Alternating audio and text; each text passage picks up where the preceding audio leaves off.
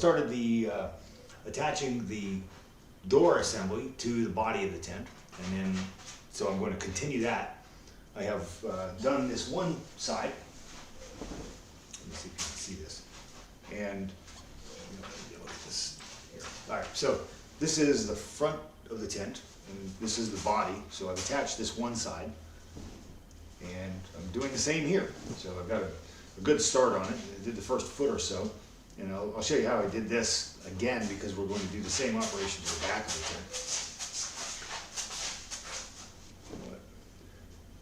the tent. And now I'm just going to backstitch all the way down this seam. Thrilling content, I know, but this is how the tent is made. So if you want to know how to make a tent, this is the video for you. I'm showing, my intention is to show all of it, every stitch, every 10 minutes spent drinking coffee and scratching my head and trying to solve a problem or figure out how to proceed. I'm putting it all in here just so it's a realistic picture of what it actually takes to make one of these. I've made a number of them, and I still make errors. So I just want to show anybody who would like to make a linen tent like this, like it was used in the Revolution, can do that.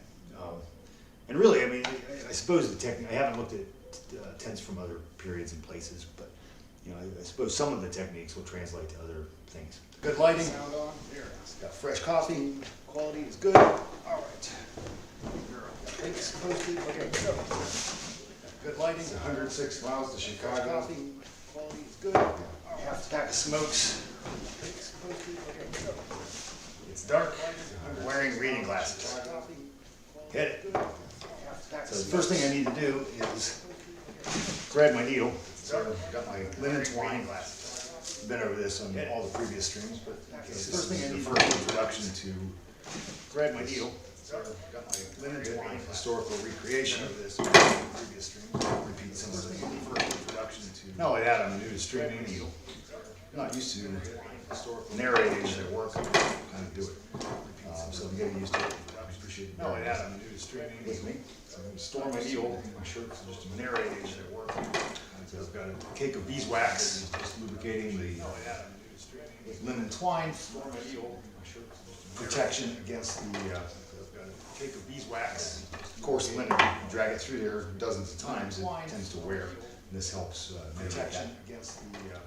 Do not, as I did last night, coarse linen, drag it through there. Put too much on it because it tends to. This helps protection. It goes from protecting and helping it glide through better to causing it to twist and knot up, and it actually slows you down. It goes from protecting. I'm right-handed. I like to work right to left. On this also, because I have, here's the top. I like to work.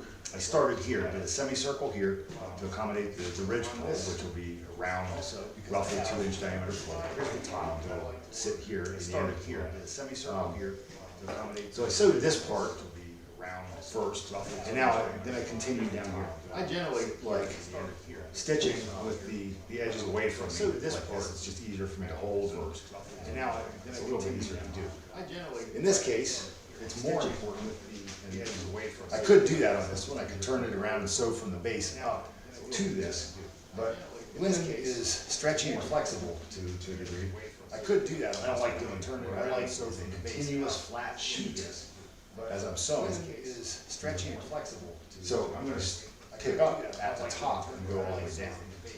So that's what I'm doing. So this is a little bit more, a little less convenient than the other way of doing it. At the top. This is just how I think that's what I'm doing. This is a little bit more, do it any way you wish, a little less convenient than the other way of doing it. At the top. This is just, get out my, I think flat.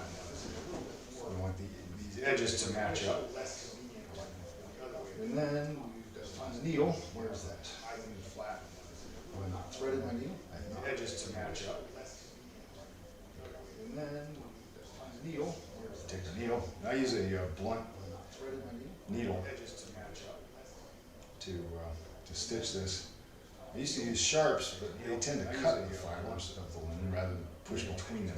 So I started using this blunt one, and it works really well. So I used to use sharps, but they tend to cut the fibers rather than push between them. So I started using this as a blunt one. So we're going to go in This will be visible on the inside of the tent. This selvage edge, this machine woven end of this is the outer edge of the fabric. This will be visible on the inside of the tent. This is going to be visible. It's going to be folded down and then felled, whipped onto the, with a loose stitch all the way down to the body of the tent. Since this is visible, I don't want this not visible, so I'm going to just dig my needle in there, pull that one thread through and work from the back from now.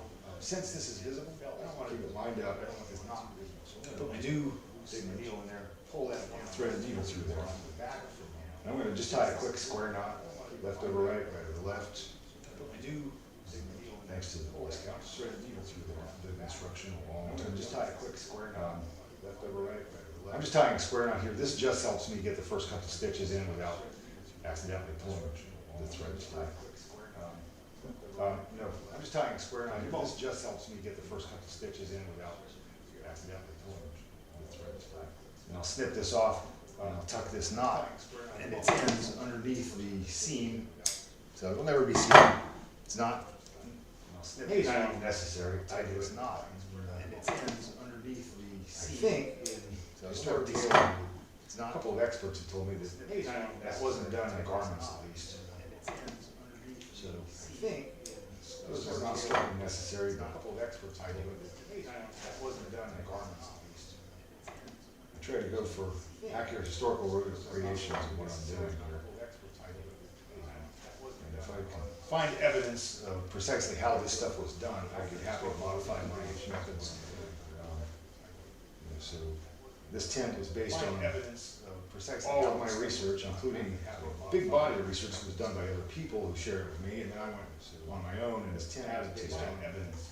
A lot of practical experience doing this and using these tents. Big body of research was done by other people who shared it. And making a lot of false starts and a lot of trial and error, a lot of practical experience to fill in all the gaps in the practical stuff. One thing to say, okay, here's a picture of it from trial and error.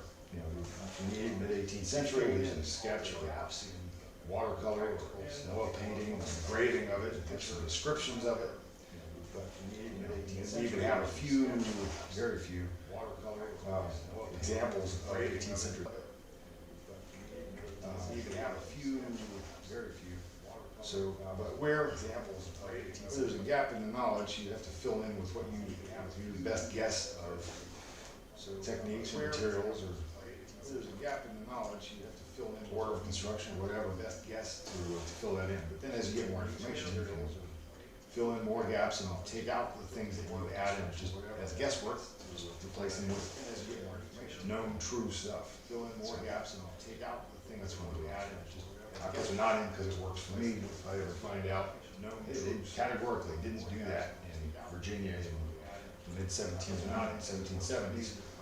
I'll stop doing it. They categorically didn't do that in Virginia in the mid-1700s, 1770s. Because why not stop doing it? My goal is to make stuff as close to how it was actually made with the materials actually used. So make stuff, use it to similar ways to how it was done there. And by doing that, we can sometimes find out all this, little details of things that similar ways. Nobody ever bothered to write down. By doing that, we can remember reading. Sometimes find out all this, little details of things that nobody ever bothered to write down. You don't write down today the intricacies of tying your shoes or things like that. It might be interesting to know if you don't write down today 50 years, you want to reenact the early 21st century. It would be helpful to have some of that stuff detailed out. Reenact the early 21st century, going back in time here, detailed out. Reenact any going back in time here, loose like that. There you go. The hardest part about what I'm doing here is just the discipline to keep doing it and do it consistently with even pressure, even stitches. The hardest part about what I'm doing here is just the discipline to carry on all the way down to the end of the seam. Once this stitch is done, carry on all the way down to the end of the seam. Once this stitch is done here, I will use a steam iron and iron this seam over. I'll open it up, I will press this down, and then stitch this steam iron lightly to the body of the tent, or to open it up. Actually, in this one, press this down, body of the tent, and then that will that'll keep the body this edge from fraying. It'll keep it from flapping around. It makes it slightly stronger, and then this that'll keep the body. Then these seams also, in a way, I think nobody's told me this, and I haven't read it anywhere. This is just my thoughts on it. They kind of form structural ribs, like those in a ship or a sloop or something. It's kind of heavier construction than the loose body of the linen. And so they give it a bit of heavier construction, shape, and strength, resistance to the wind and the rain and the ways of getting stuff in here, construction, shape, and strength. You're doing scout with wind and moving around, ways of getting stuff in here. Fascinated again by the teeth. You didn't know a week ago that you would be a Teton scout. Fascinated again by the teeth. You didn't know a week ago that you would be a Teton. Where's your ball? When you get that curious, it's time to look for your ball. There's your ball. Look. Look at your ball. Where's your ball? Good girl. When you get that curious, it's time to look for your ball. There's your ball. Look. Where's your ball? Where's your ball?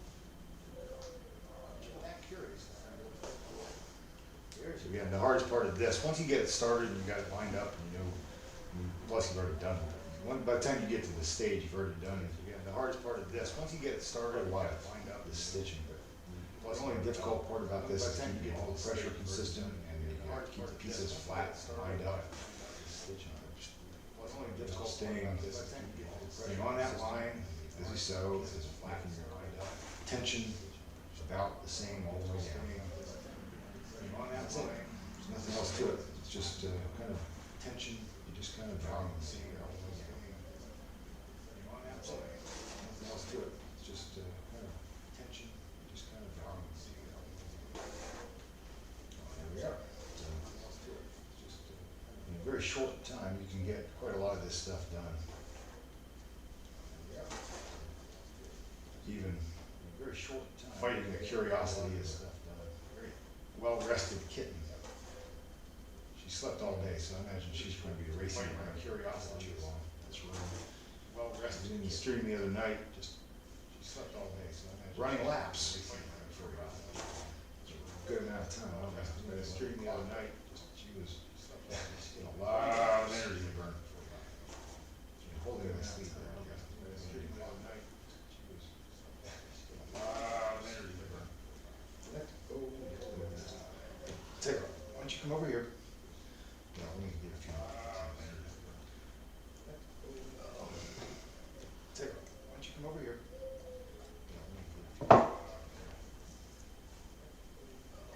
Yeah, I know, you were rambunctious. Why don't you come over here and get your ball? There it is, look. Here's your ball. Yeah, I know, you were rambunctious. Why don't you come over here and get your ball? Where'd it go? There it is, look. Good girl. Here's, find it. Find it, where's your ball? Where'd it go? Find it. Find it, where's your ball?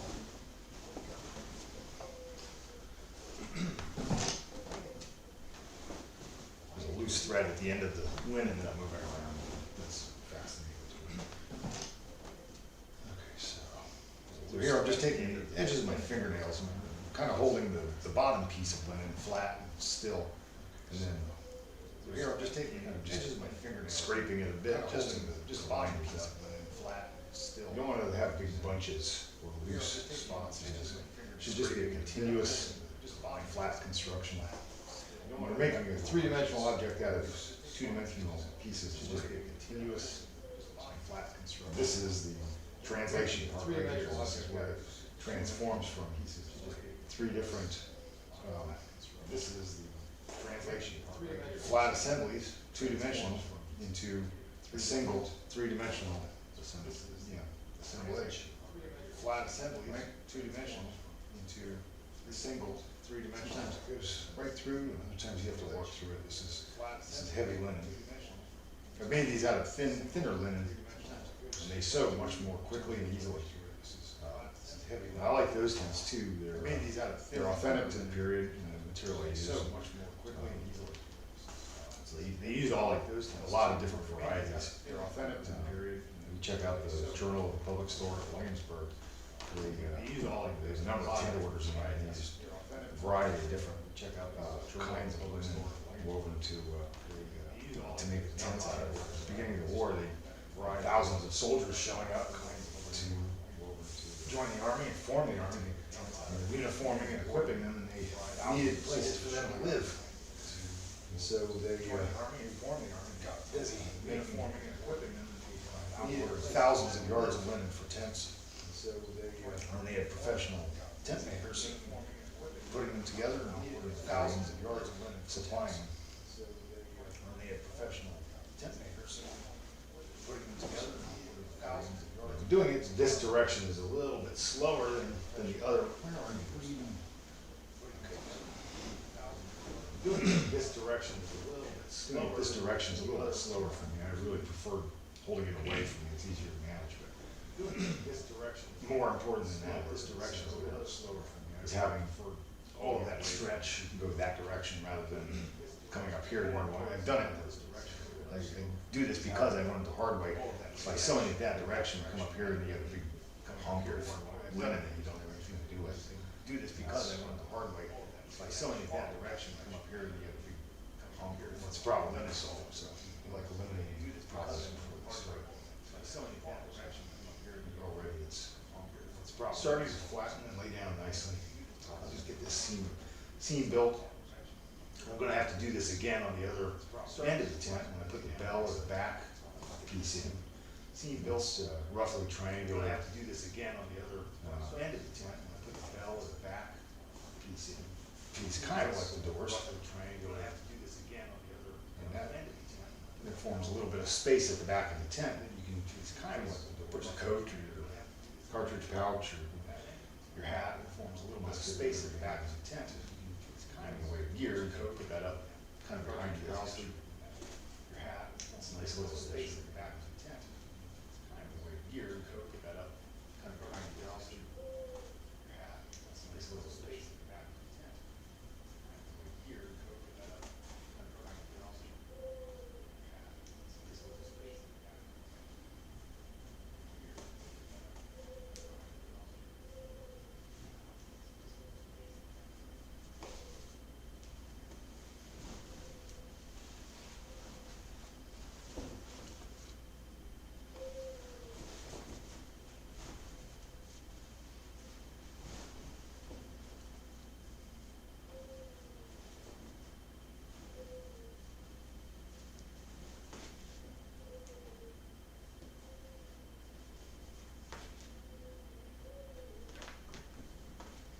Little cat, what are you doing?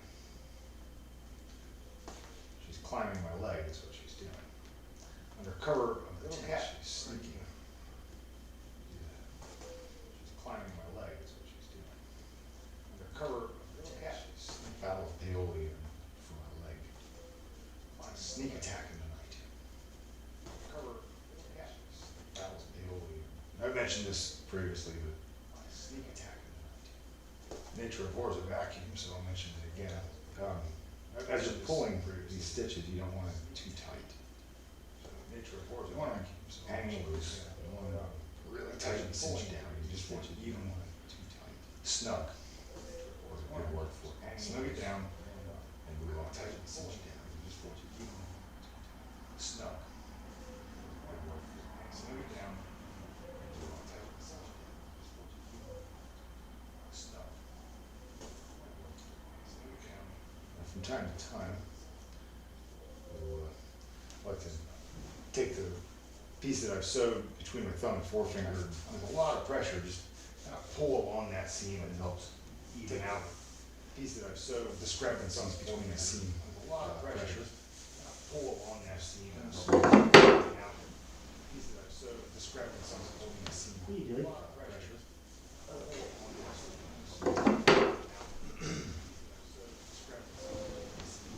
So in just a short period of time, we've done a good bit of stitching.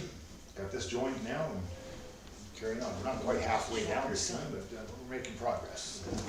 Do a bit of stitching, got this joint now, and Carry on. We're not quite halfway down your son, but we're making progress. do a bit of stitching, got this joint now, and Carry on. We're not quite halfway down your son, but we're making progress. do a bit of stitching, got this joint now. Okay.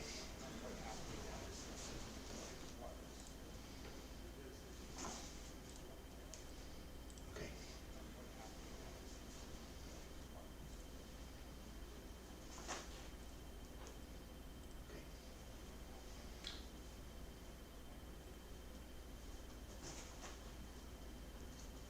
So this is one of the things that happens when you get, after you've sewed it for a while, in this case, so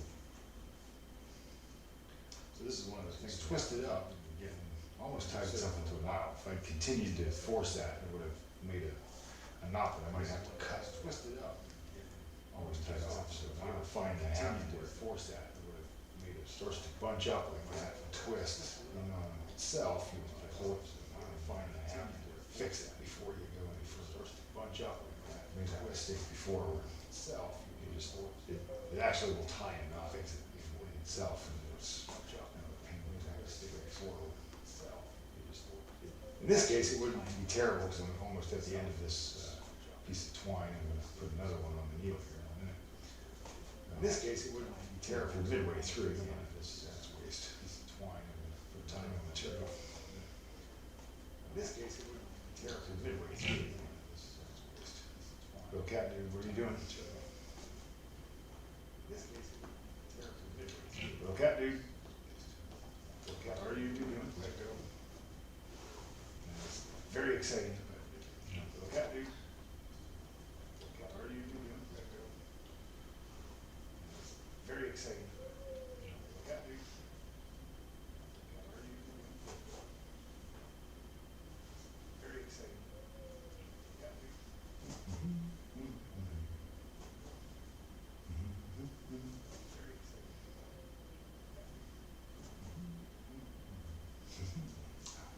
Okay.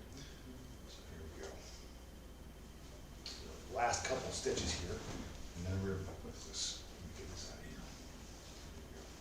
There we go. Last couple stitches here, and then we're, what's this? Let me get this out of here. Last couple stitches here, and then we're, what's this? Last couple stitches here.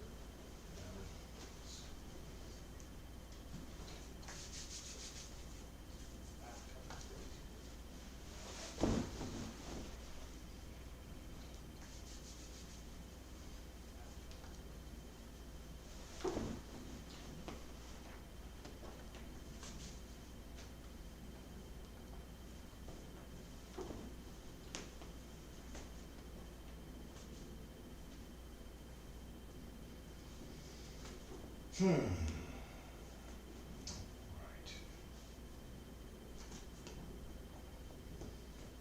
Right.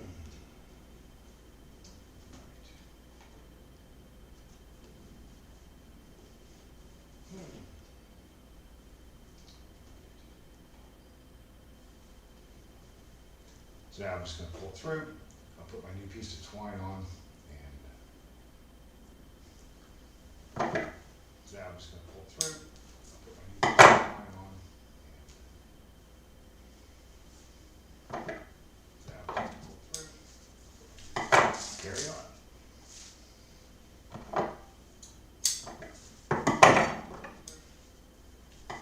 Carry on.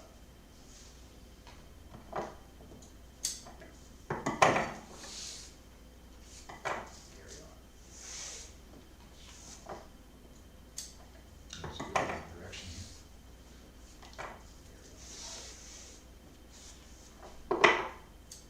Let's go in that direction.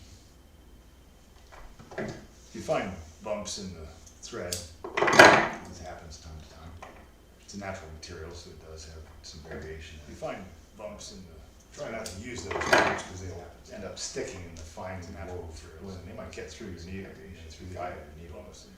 Try not to cause you problems because they end up sticking in the fine metal threads, trying to get through the needle, through the eye of your needle. Try not to cause you problems because they end up sticking in the fine. Tie this. Trying to get through the needle. Carry on. together, tie this, push through, carry out. Together, tie this, push through, carry out. Together, left to right, right over left. There we go. Left to right, right over left. All right.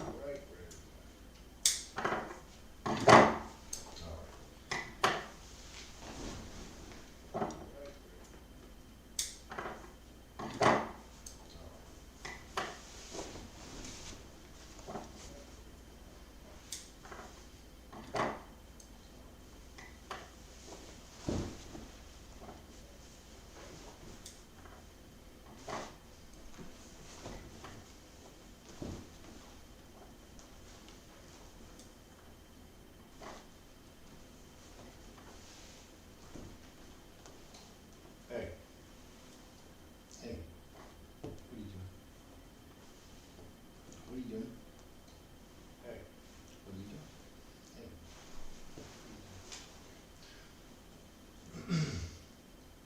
Hey.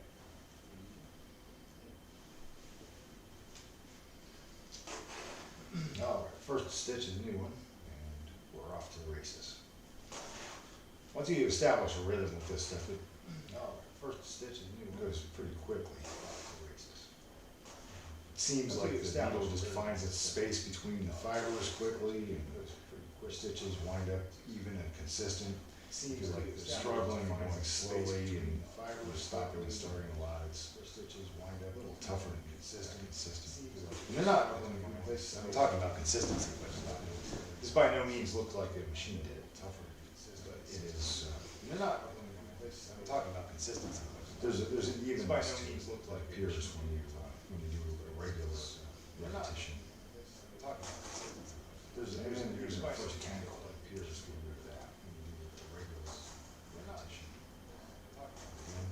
Again, just not locking it down really tightly, just snug it down. Some pressure on it, but again, just not locking it down really tightly, just snug it down. Some pressure on it. Not locking it down really tightly, just snug it down. Some pressure on it. Not locking it down really tightly, just snug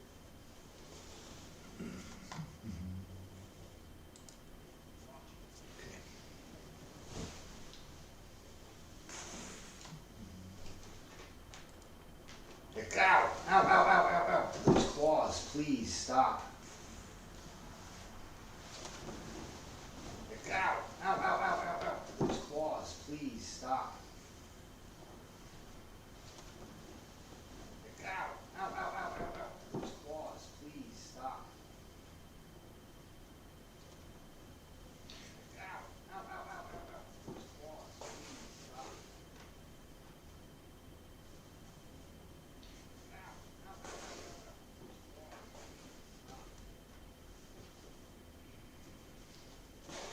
please stop.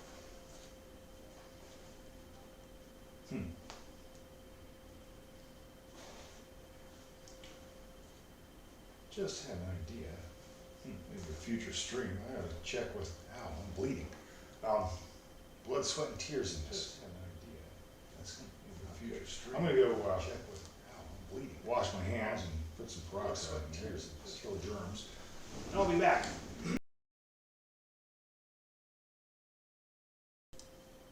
All right, so we're back at it. One of the things I didn't mention, I think I did yesterday or the day before in the stream, is, all right, so we're back at it. This tears up the hands, so rest frequently, stretch, walk around, all right, so we're back at it. Do anything except sit here. I've done this before where I just sat for 8 or 10 hours at a stretch and did this around and was unable to feel my hands for a couple of days. I've done this before. I no longer do that. 8 or 10 hours at a stretch. I need my hands. I'm a professional artist in real life. I do this. No longer do that. Kind of for fun. And I do not wish to destroy my valuable tools. I do this. So take good care of your body. And I do not wish to destroy my valuable tools. All right, so nothing's happening. Take good care of your body. Let's carry Oh, hey, today's a big milestone. My channel has reached 50 subscribers, so thank you to all of you at some point, I think. Oh, hey, today's a big milestone. I'm sure some of you will be in here and see this, 50 subscribers. So, thank you to all of you at some point, I think.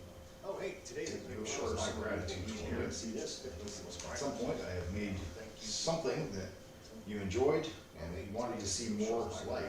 So I'm very grateful to you. Something that, and I will endeavor to make useful stuff that you'll enjoy watching. It's worth your time and your energy, and I will endeavor to. I'm really happy about that. So thanks very much to all of you. You'll enjoy watching. It's worth your time and your energy. And endeavor to. I'm really happy about that. So thanks very much to all of you. You'll enjoy watching. It's worth your time and your energy. Endeavor to. I'm really happy about that. So thanks very much to all of you.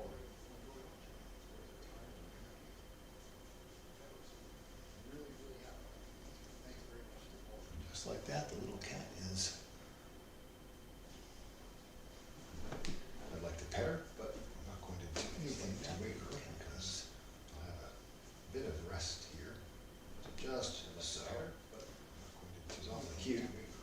She seems very nice, except she doesn't get along with our other cat. I think she's afraid. But the other cat is very sweet-tempered and got along very well with him. Ranger, the cat, king of the wild backyard, who got along this year. He came to us when he was smaller than she is. And Ranger, he was the king of the wild cat here. He was very good to us when he was smaller than she is. More in his loss earlier this year. Or actually, it was last year, late last summer. He was very good to us when he was smaller than she is. Ranger invited Maru in. He was very nice to her. They were good friends and had a lot of good times with him. Cavorting in the woods and exploring and hanging out, climbing trees together and catching birds and mice together. And so I kind of expected that with this one. And she and Maru would just take to one another and mice together. Maru's older, so I kind of expected that with this one. And she and Ted or something like that. Take to one another and mice. They don't seem to get along very well. Maru's older, so I kind of expected that. I don't know if it's Maru's trying to establish dominance and doesn't wish to have another cat around here, or this one, every time Maru walks in the room, Scout hisses and flattens her ears and acts aggressive toward her. I think maybe it's out of fear. Maru walks in the room, Scout, I don't understand cat psychology, flattens her ears and just acts aggressive toward her. Well enough to know what's going on, but it's my hope that they'll start getting along and be nice to each other, because it was a great pleasure to see Maru and Ranger get along so well. Start getting hope these two can be nice to each other. Work, whatever pleasure to see Maru and Ranger get along. Irritation they seem to have at the moment for one another. Whatever irritation they seem to have at the moment for one another. Alright, so we're just cruising. I'm gonna wax my finger a bit here. This works a little bit better when it's warm, but just putting a little bit of wax on your finger. So we're just cruising. Just that little bit more friction on the needle, and a little bit better, hold it a little less tightly, which down the line you're doing. I have just that little bit more friction. Each of these seams is like 7 feet, so there's less tightly. 7, 14, and the back to do also. So there's another 7, 14, so there's 28. Now double that because we have to. So we're doing a back stitch, and then we're felling back to do also. We're 56 feet of double that seams to sew or stitching. Yeah, so about 58 feet to sew here to attach the back and front, roughly. Seams, more or less, or stitching. Yeah, so 58 feet to sew here to attach the back. If you can reduce damage to your hands, just do that. So 58 feet to sew here to attach the back. If you can use, I mean me, damage to your hands. I don't wish to have numb fingers. Use, you can do whatever you like. Damage to your hands. I don't wish to have numb fingers. Protect the little hand. Do whatever you like. Damage to your hands. I don't wish to have numb fingers.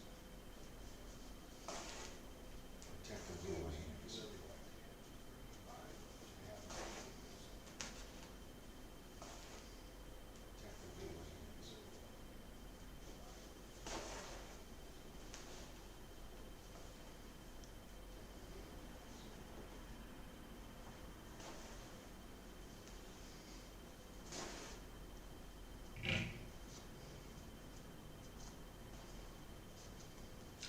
Now we have a not developing, and we've got to eliminate that. Now this is a bad one. There's a certain way that this is twisted up onto itself. We've got to eliminate that. I really do not want this to tighten up any further. There's a certain way that this is twisted up onto itself. Pull it. Sometimes you can just pull it.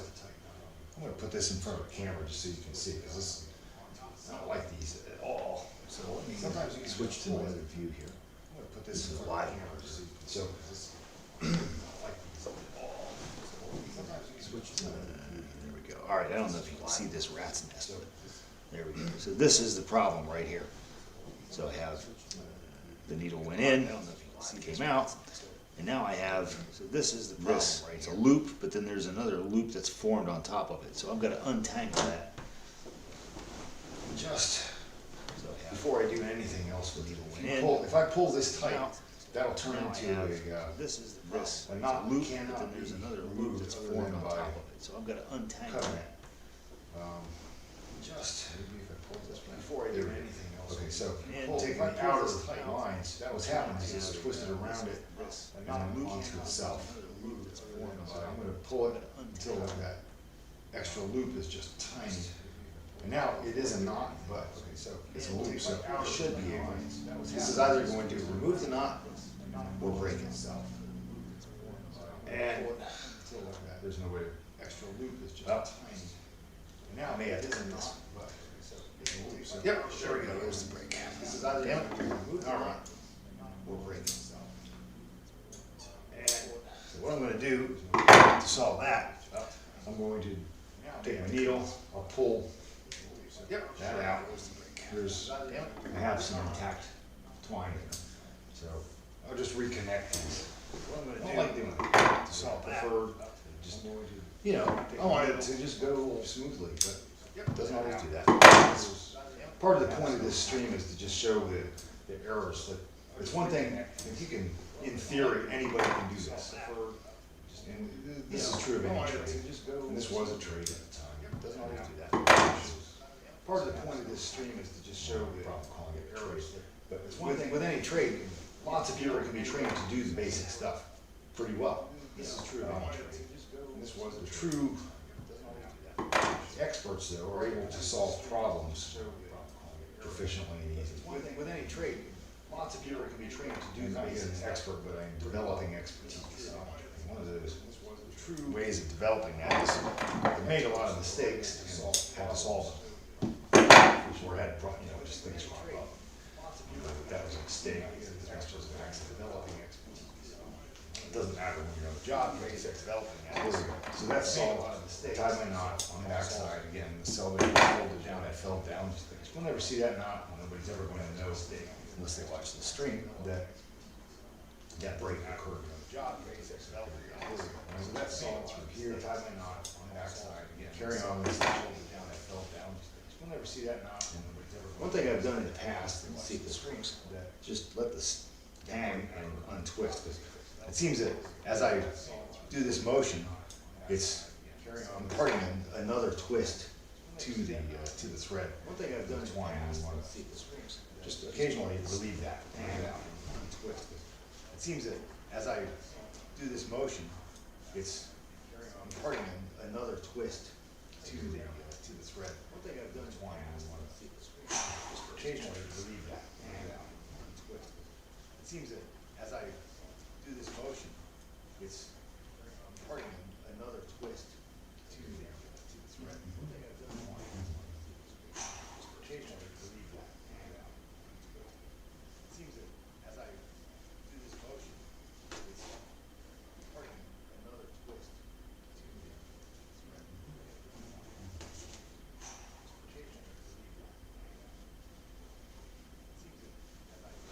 I want to try something here. This is unrelated to sewing, but it is related to YouTube. You'll pardon me, but I'm going to. I'll claim this is resting my hand, but in reality, I just want to ask a question of somebody. Unrelated to sewing, but it is related to maybe streaming too. Yep, Thursday night, he's usually on. Okay, let's let that go.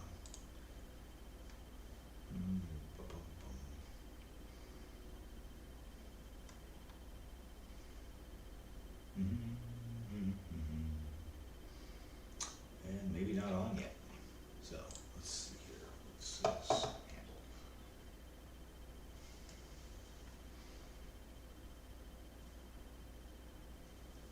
That's odd.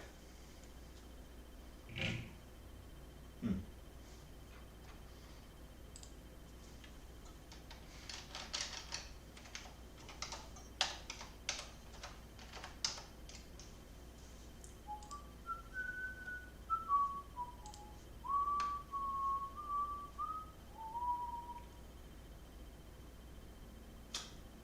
It appears that he's not on right now, so never mind, we'll do that another time.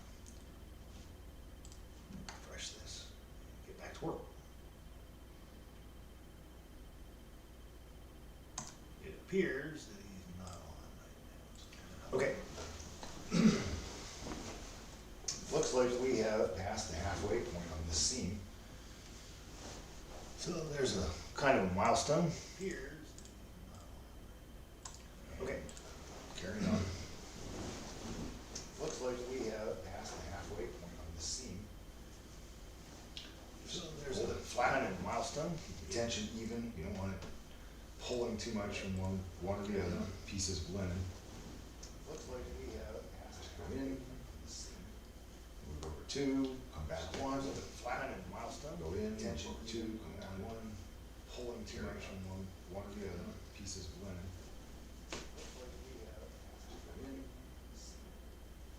Two, come back one, flat and milestone, go in, tension two, come down one, pulling too much from one or the other pieces of linen. Two, come back one. I think we're going to get snow tonight. It'll be our first real snowfall. We had some actually it was a month and a half ago, but it didn't last. It snowed for a couple of hours and then it warmed up, it melted off, and then it snowed again, and it warmed up and melted off. Real snow that had. Tonight, we're supposed to get a substantial amount. 3 whole inches between midnight and noon. It warmed up, it melted off, and then it snowed again, warmed up and melted off. It's not terrible, but it is the middle of winter. Substantial amount. We've had an unusually mild winter. 3 whole inches. Except this past week, which has been brutally cold. Terrible, but it is the middle of winter. We've had an unusually mild 3 whole except this past week, which has been brutally cold. Terrible, but it is the middle of winter. I can't say I'm looking forward to it, but it's not unexpected. We are past the halfway point of what I consider winter, which is, I know it's not calendrically done this way, but I always consider the first of November to we are past the halfway point to be what I consider winter, which is, I know it's not calendrically done. Once we get into April, I always consider spring, and I know it's March 1st or so November, but we are past the halfway point. Winter technically begins December. That's not how I count it. November to April, I think it's winter, and I know it's March 1st. So we passed the halfway point. The days are getting longer. It's like every day, which is cheering. I know I count it. November to April, go. It's winter. Then in the spring we can garden again. Past the halfway point. The days are getting longer. We're growing every day potatoes. We grow potatoes every year. Not always successfully. Not because the potatoes don't. Spring we can garden again. Garden's not really soil or anything like that. It's potatoes. I keep up with the weeds. We don't use any herbicides or pesticides. Not always successful. You just pull good potatoes. Spring we can garden again. The last several years, soil or anything like that. It's potatoes. I've been able to keep up with them. It's just great. Herbicides or pesticides. The plants start growing. They're just pull good potatoes. Everything looks great. And then several years, for about 2 weeks, something comes up where I'm not able to keep up with it. Just once it hits that point, they just take over. The plants start growing, bury my plants in other weeds and stuff. I think this year I'm going to try mulching. I'm not able to keep up with leaves or something. We got woods out back. Let me go out there and just get a bunch of leaves and put them on. Maybe that'll help keep some of the weed seeds dead. I think this year I'm gonna try mulching, and it does compost in it. We have a giant compost heap out there. Woods out we use for, grass cuttings, branches, food, scraps from the kitchen, and stuff like that. It does compost in it. It makes good soil. Even in 1 year, you get you do your pile right. And we're not scientific about it. We just throw it out there and stack it up and layer it. It makes good soil. Even in 1 year, really nice soil. And we have good soil to begin with. This was a farm scientific. And soil is very rich. But it makes good soil. It also means weeds love nice soil. And we have good soil to begin with. Because come up with some way that'll allow me to get through that inevitable period in the summer when I can't keep pulling them for a while. And it also means weeds love to get past my ability to keep them down. Come up with some way that'll allow me to get through. But looking forward to that inevitable period in the summer when I can't keep pulling them for a while. Potato crops. First time I grew potatoes, they went great because I had them in a different garden. I made an herb garden for my wife up close to the house. But I found a bag of, I wasn't intending to do anything like this, but I found we had a bag of red potatoes on the baker's rack in my kitchen. Potatoes, they entry great. I had them in a different garden. They started to sprout. We had them there for months, and they were, but I found not really going to editing. Rather than throw them out, I took them outside. I think maybe I cut them in half, and I just planted them in a row and started to sprout. We had them there for months. You don't get a lot of weeds in that just because of its location. And they came up throwing out. It was the best potato salad, mashed potatoes. I just planted them in a row. Roasted potatoes I've ever eaten. And I don't get a lot of. They're good potatoes to begin with. And they came up throwing out. The fact that I had grown potatoes is the first thing I ever really grew. Roasted potatoes. Very happy with those. They're delicious. I don't get a lot of. They're good potatoes. I want to do it again. A couple of times I've gotten good stuff out of the garden. The fact that a lot of times I dug my first thing I ever garden for was doing potatoes, corn, beans, and squash. I'm trying to do a Three Sisters. I want to do it, but I put it way out by the woods. And a lot of times I just dug my garden for. It's taken over. There's so much. There's a lot of brush around there, so all the brush seeds blow in. Just kind of do this. Put it way out by the woods. And I don't want to spray it with anything like that. I do want stuff to grow like the brush around there. I was hoping that the Three Sisters system, which is supposedly an old Indian method of doing it, at least here in Ohio, spray it with anything, be a way to mitigate that. I was hoping the Three Sisters. I think how did it go? So you have all these little mounds. Here in Ohio, it's like 3 feet in diameter and a foot or two high, maybe a foot high, something like that. And in the center of the mound, you plant corn. I think the 3 or 4 stalks of corn or ears of corn. You have all these little mounds, and then around those, 3 feet in diameter, you plant maybe a foot high, something like that. In the center of the mound, and then in the spaces between the mounds. So imagine a grid, a couple of feet around the mound, and then a couple of feet and another mound or someone plant. And then in between the mounds, you plant squash. So the idea is that corn stalks grow tall, the beans climb up them as bean poles. Imagine a grid, and then the squash covers the ground and shades out any beans down there. So everything gets, and it's, I think the beans replace nitrogen in the soil, corn depletes it. So it's just a good little system. And I tried that a couple of years in a row, and it just, the weeds just got the better. I think beans, I like it. We did get some squash and some. So in the corn, this was the first year. I tried that a couple of years in a row, and it went great. I kept the weeds down, and everything was growing. It's a weird squashes, and I don't know. I've heard this about. It's the first year. I think like store-bought tomatoes or something like that. And I grew these from seeds, so maybe this was one way to do it. But we got some kind of weird squash that wasn't what I expected. I had some of the ones that we wanted. We got some early varieties or something from a couple of stores. Grew these from seeds, so some really neat stuff in there. But then it sort of invented its own squash, weird squash. So the first year it went great, the corn was awesome. And literally the evening before I was to harvest it.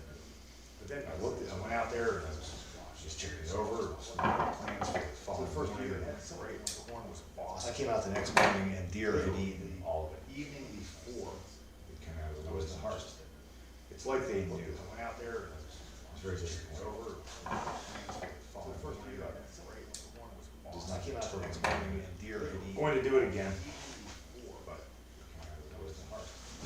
It's like they knew. I went out there, big disappointment, because the corn was looking, and it was all good. And it was a bunch, dude, I think I mentioned a bunch of heirloom varieties. Going to do it again. A bunch of heirloom varieties of corn and just everything. It was just, it was cool. Big disappointment because the corn stalks were great, ears were big, and it was a bunch of nice looking, everything just a bunch of heirloom varieties. Going to do it again. So I know the system works, but I didn't have deer protection. Stalks were so great, ears were big, and it was a bunch of nice looking, everything just a bunch of heirloom. I'm not a farmer, so I know the system works. Gardener by nature, but I'm really interested in protection. I like getting the stuff in and out of the ground, I like growing it, preparing it, farm. My wife, so I know the system. Gardeners by nature, fine Dan. She gets beautiful tomatoes, herbs and things, and every area of herbs. And I mean, I built the garden, so I know how to build a garden, but I'm not really good at consistently getting food out of the garden. Fine Dan. It's a lot harder than tomatoes, herbs and things than I thought. I mean, I built the garden, so I know how to build a garden, but I'm not really good at consistently getting food out of the garden. One kind of fun thing is we always get some random volunteers in the compost heap, which is out near the gardens. So we put food scraps out there, and, brush and stuff. We also get great pumpkins and squashes, random, occasional tomato, things like that, which is out in the gardens. So I guess for stray seeds out there. Probably even have potatoes in the ground out there. We also get great, hopefully they didn't die off.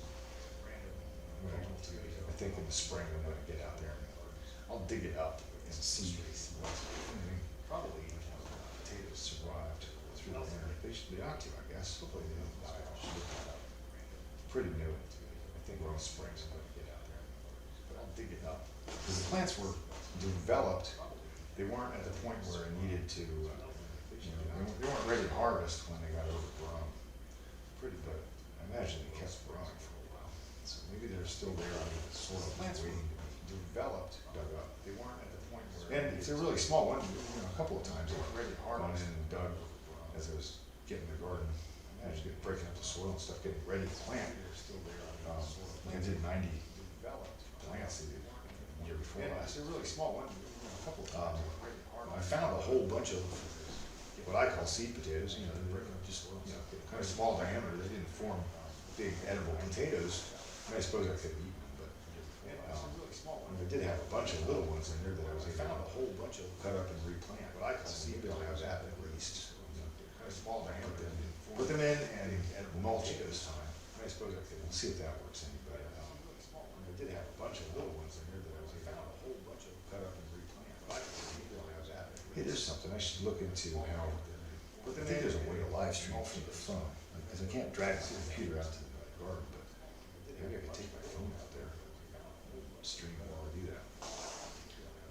It is something I should look into. I knew I wasn't qualified to do that live stream by YouTube's terms. I can't drag it. I'll look into it. There was some, but that was a while ago when I looked this up. So maybe that would be a goal for me to get. I knew I wasn't qualified to live stream from my phone. A certain number of subscribers, or so much hours, or something. That was check it out while I looked this up. So maybe that would be a goal. And then we'll grow some potatoes. So I wasn't more much as a squash. Sold the larder. So much hours. So that was check it out while I looked this up. Okay, so this is cruising right along. There's not a whole lot of exciting stuff to talk about with this. Kind of exhausted my random bits of knowledge about how to sow this same stitch. 50, not a whole lot of exciting stuff to talk about. 20 bucks. Kind of exhausted, Mike. Hey, sweetheart. Random bits of knowledge about. Wakes up and immediately goes to the anxious mood. I have an idea. Why don't you let me finish doing this? You wanna try that? Wouldn't that be fun? I think that would be a lot of fun. And there we go, immediately tangles. Very few tangles when you just have a single.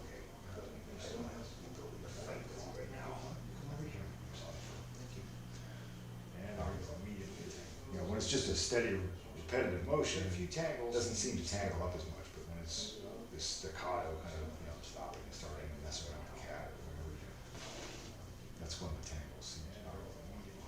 You know, when it's just a steady, repetitive motion, doesn't seem to tangle up as much, but when it's this staccato kind of, you know, stopping and starting and messing around with the cat or appearances, that's when the tangles seem to tangle. You know, it looks like somebody send the motion. Doesn't seem to tangle up as much. Nope. Staccato. Okay.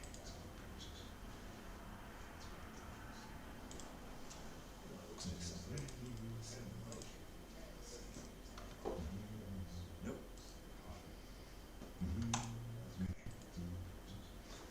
All right.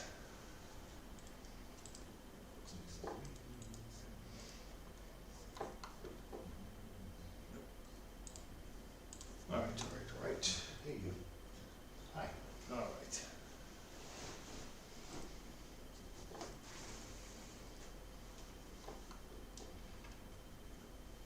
I know. All right. Straight away. It's irresistible, isn't it? Hi. All right. Endlessly fascinating.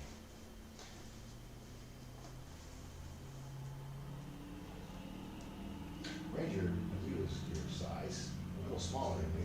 He helped me make a tent, and he was thrilled chasing the twine around. I've got a video of it somewhere. I should. Ranger, he was your size, a little smaller than me. He helped me make a tent.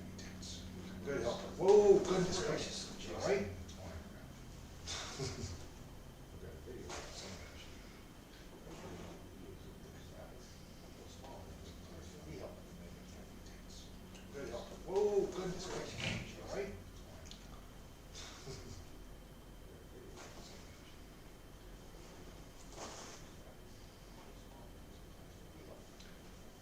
So we have it almost, about another, just under a foot and a half of this seam to continue here. We're approaching the end of this part, and then the front is entirely attached to the body of the tent.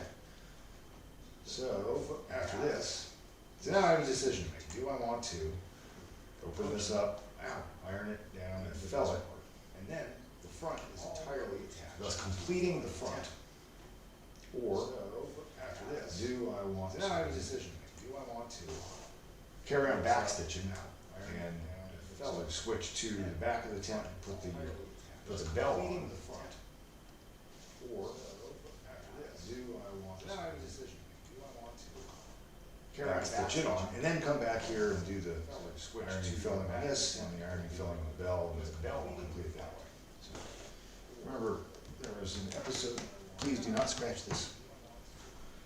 There's an episode of All in the Family back here and do the television show about 50 years ago, where the two of the main characters had an argument about whether one should put both socks on and then both shoes, or one sock and its corresponding shoe and then the other sock.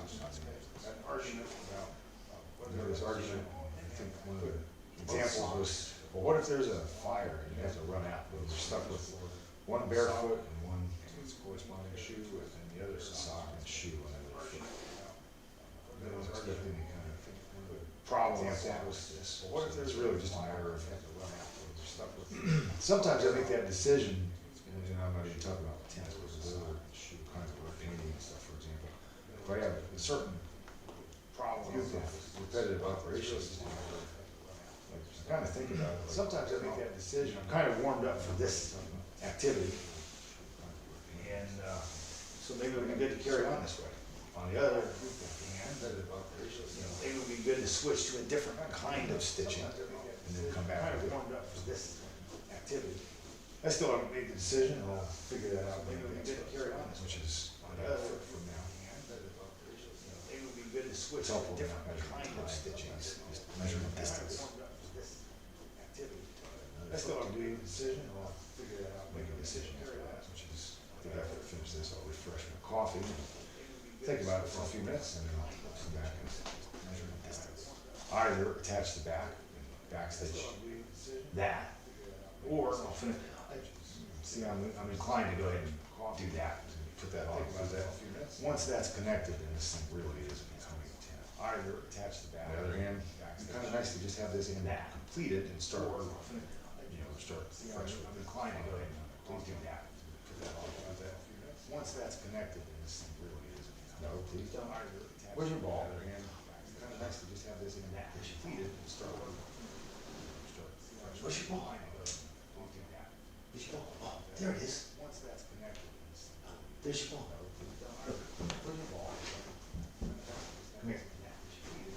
Oh, goodness. Let's see here. Where's your ball? How about this? Oh, there it is. Make sure I don't drag my thresh. There you go. It's irresistible foil balls. Let's see here. The greatest cat toy ever invented. Make sure I don't drag my thresh. There you go. It's irresistible foil balls. Let's see here. The greatest cat toy ever invented. Make sure I don't drag my thresh. There you go. It's irresistible foil balls. Let's see here. The greatest cat toy ever invented.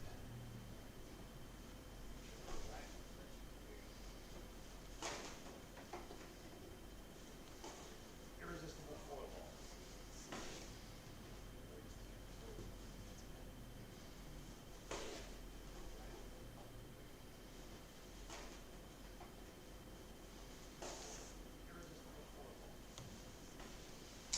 All right, so pushing right along here, and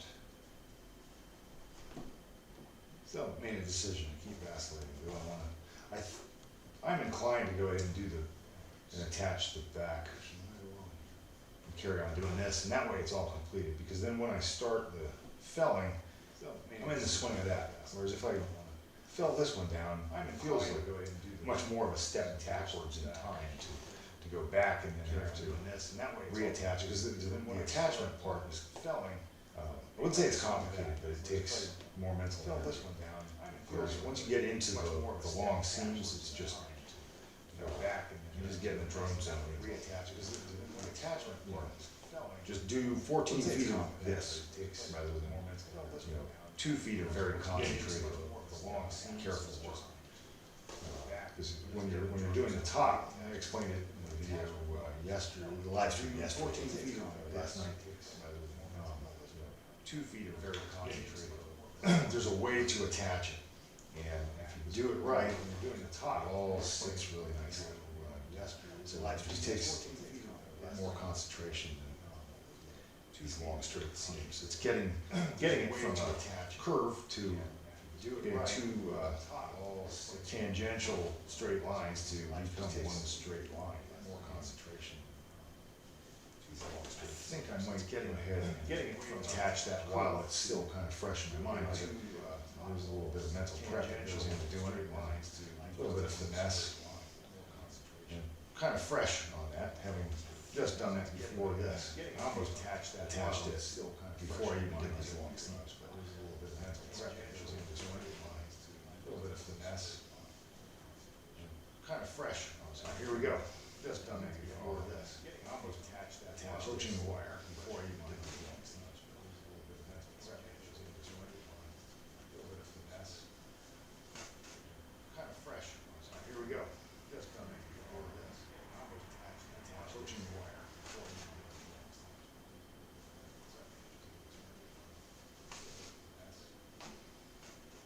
Kind of fresh.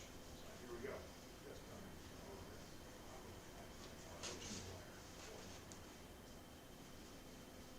Okay, last one. So in fact, I'm just gonna put this through here, run the end of this through the loop, and snip it off. There we go. So the front is completely attached. Okay, last one. So, okay, now we're beginning to have a tent. Excuse me, on this. End of this through the loop. Snip it off. There we go. Oh shit, I'm sorry, are you The okay? front is completely attached. It's the one rule, don't be underfoot. Well, you have two rules. Don't be underfoot and don't get on the desk. I know. Come here. Let me make sure you're okay. There we go. Oh shit, I'm sorry, are you okay? Front is settle. It's the one rule, don't be underfoot. Well, you have two rules. Don't be underfoot and don't get on the desk. I know. I wanna see that you're okay. Are you all right? Let me make sure you're okay. There we go. Oh shit, I'm sorry, are you okay? Doesn't feel broken. Settle. It's the one rule, don't be Doesn't feel underfoot. broken. You can't be underfoot. Don't be underfoot and don't get on the desk. Be careful. All right. There you go. You okay? Let me see how you walk. Doesn't feel broken. All right? All right. So the front piece is attached. I could now, I'm not going to just because it's a pain in the neck and not worth it. I could turn this inside out. All right. We have what appears to be, so the Tent. front piece is but it's only this end. So I want to do, just because it's a pain in the neck and not worth it. I think I've made the decision. Good, I want to turn this attach the inside back now in the same way. We have, so what we're gonna do first is make sure that my chalk mark that I did, so I watched yesterday's stream. I showed how to lay out. I used a round form to approximate a curve here. Just getting this partial radius here, just to, so the tent kind of follows the, I showed how to lay out the line of the ridge point. Round form, so you've got it roughly centered, and then creased. Just getting this front radius here, the top of the tent. I'll follow this crease down to the other end and attach the bell.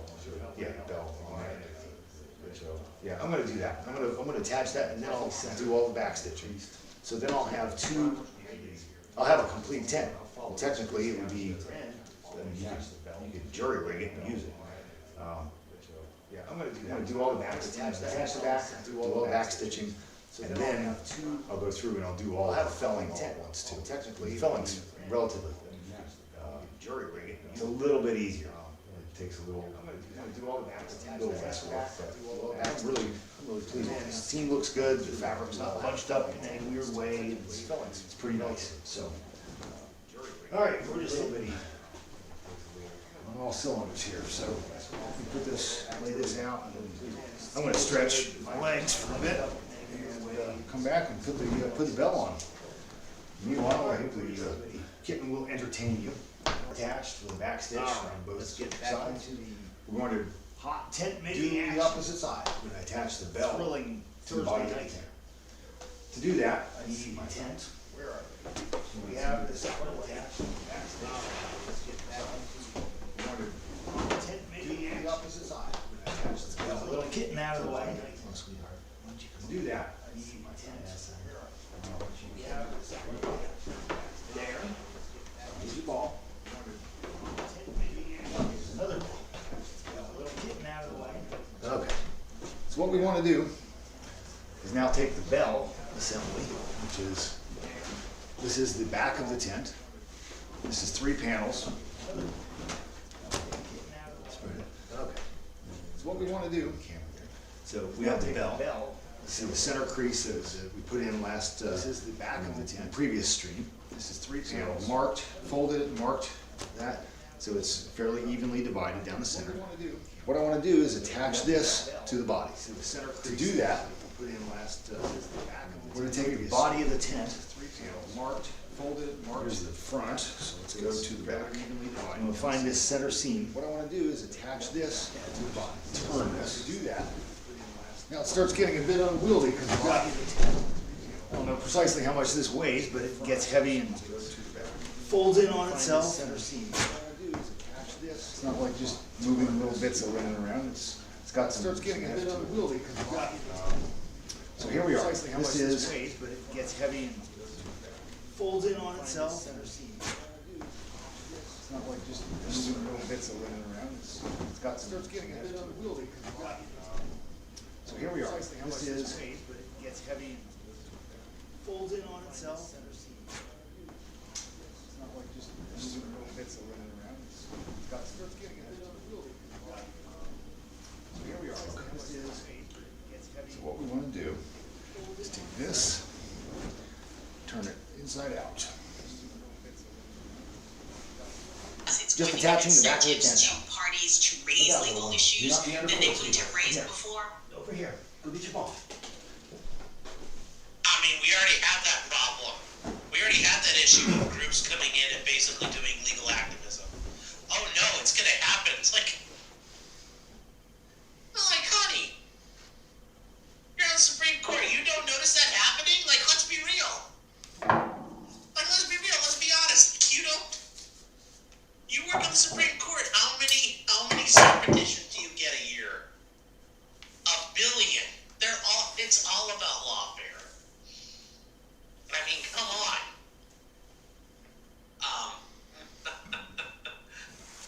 I love that. I love that so very, very much. Just like, seriously. And she says that with a well, I don't know if she says that with a straight face. I can't see it, but I'm thinking she does. You know, her and the wise Latina, I don't know, is that how you'd say it? He's listening to the Supreme Court I hearing, don't have oral the- argument I can't do on, the- I think, the case that might overturn Chevron, Yes, yeah. which is that government agencies can So, yeah, that's just make great. rules outside of Congress that It'll have the be effect anarchy, of I law. know, sounds so bad. Alright, so we have the body of the tent faced out, Yes, we have pitch left the to right. back Robert's a right faced wing, in, I know, lol. right? Double check, triple check, check as many times as you need to, just so you get it right. Oh. At least Yours once, isn't gonna I've get sewed rid of this Chevron. backwards. I don't think they're and gonna left get it. rid of it in its entirety. I don't. Pipe down, Sean. Alright, so yesterday, during the stream, I marked, I don't know if you can quite see it, I think. Okay, you probably cannot see it clearly on the monitor, but that'll change when I get a better quality camera and some skill. But I have a semicircle marked here, leaving enough room on either side for the same width as the selvage, which is where we're going to put our stitch. What I want is just at the very top of this, a curve rather than a point. You know, I could just lay this on here and sew it straight, and then but you wind up with this awkward little triangle up there, or a pyramid, by the time it becomes a three-dimensional object. I don't want that. What I want is a gentle curve just at the very top. So what I'm going to do is I'm going to overlay this so that this circle, the top of this circle on the center line, matches this crease that I put in to the body of the tent, and we're going to start it right here. So the top of that circle is going to begin right here. It's going to just go right around in that way, and then we're going to gently work these edges around until they follow the line of the edges of the bell. That's all. So you want the outside facing the outside, and let's line it up, and then we're going to stab through. And you have to use stab stitches in this part for at least for a little while, just because you have all these seams here, and it's very thick material, so it's hard to get through. Once you get past the seams, then it's just normal sewing. It's pretty easy. So just double check. Let's find that circle. Should be there and there. Good. And my needle. And my little kitten is attacking my legs, but that's ordinary course here. So I'm just lining this up so that the center line is on the center line of the body of the tent. This part takes the most care of this whole construction. If you do this properly, the rest of it it's just straight sewing. So take a little care here, and it lines right up. So I'll open it out now. Drag it up here, find that center line, and I want to double and triple check this just to be sure that this part is right. If this is right, it all lines up where it needs to. And if it's not right, you're out of luck. So and you're gonna have a lot of work to do to make it seem right. So let's drop this down just a little bit. Get that center line right. And that's really right where it goes, right there. And of course, it's also not brain surgery. I'm just trying to get it really close, you know. What you're after is just a nice transition from curve to straight. Here, I can feel that seam underneath with the middle finger of my left hand. I can feel that seam, and I can see the seam on this one and the top of the circle. So I'm just trying to reconcile those two locations. Whatever method works for you, do that. You just want the center seams of each of these pieces to line up, and you want the selvage edge here to be a tangent to this circle. To do those things, and you've got yourself a good match. It's right about there, man. I can feel it. It's just on the outer edge of that thing. So let's go here. Now, if I was trying to impress you, I would have set this all up in advance and done some clever editing and stuff. And whoa, he just did that so quickly. I'm trying to show in these streams the reality of it, and this is what you can expect if you wish to do this, and what you ought to look for. So here's how I do it. You do it however you want. If you want to make a tent, if you don't want to make a tent, call me and we'll talk about it, and I'll make one for you. And I have 2 tents of my own, so I don't have to make tents. I like doing it because I enjoy it, but it's a fun exercise. Now here, I've come through about 3/16 inches shy of where I want that center line to be. So I'm going to push this needle down a bit. It's coming through this piece. I like that. I'm going to pull it off of there. It comes through on the center line. You know what though? Actually, it doesn't. It can move over just a little bit, just a fraction of an inch. So let's go. Like it's at the right height. It's right at the top of that circle. I want to move it over just a couple of threads. There. That's where I want it there. And now I'm going to take this. Here's another method, right? So I see the crease and the selvage. That forms a T. So I'm just going to put the end of the needle right, excuse me, the end of the needle right at that point. How about that? And push through. So now, now it's exactly where I want it. So now I'm going to pull, you know what, put a little wax on my fingers. That helps increase the friction. So we'll pull this through. I'm going to tie, I'm going to put another stitch in just to tie that down. And then I'm going to double check this. There we go. I don't want to pull my thread out because it is properly aligned now. Right. So now you can see the shade in this crease and on the bell piece. They line up. And the top of this circle is right where the edge of the selvage is. That's just right where we want it.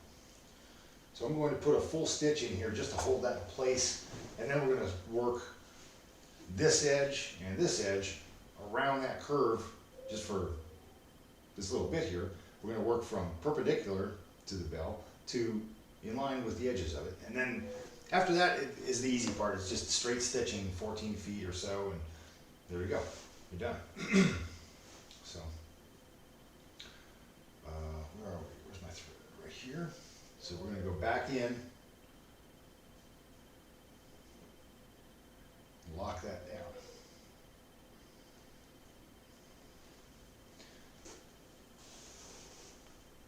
Okay. Now, here's the part that requires a bit of concentration. I'm going to double check, right? This is lined up properly. I've got my outsides faced together, and we're ready to go. So now I'm gonna, it doesn't really matter which one you do first. Oh, you know, there's one thing I wanna do. And I didn't do it here, so. Okay. Yesterday on the stream, I pulled the string thread twine halfway through and used half of it to do this side and half of it to do the other side. I forgot to do that here. So I have a couple options. I could just go ahead and sew it straight. In fact, I'm going to do that. And now I'll use a new thread from here to do the outer edge, because it's more work to line it up than it is to do that. If you can remember to do that, if you're not distracted by a little kitten and Other things, you pull that thread through, just use a single piece, and it's just a bit of an effort saver. So here's the thing. This is the interior, the side that's facing down. You can tell by the seam. This is the interior of the tent. And I'm going to stitch through here. And what you want to do in this whole section, while you're working this circle, is just be sure that you're lining up on the circle and the selvage at the same time. So you put your stitch through, and then just move this a couple of degrees. You're just gentling this around. Just work this around gently. And you want to smooth it, right? And you have to, because of the seams, you have to go through just one direction at a time. You can't just sew it as you normally would, because it's so tough. But so we're going to work through here. We're creating a back stitch just as the rest of the seams are done.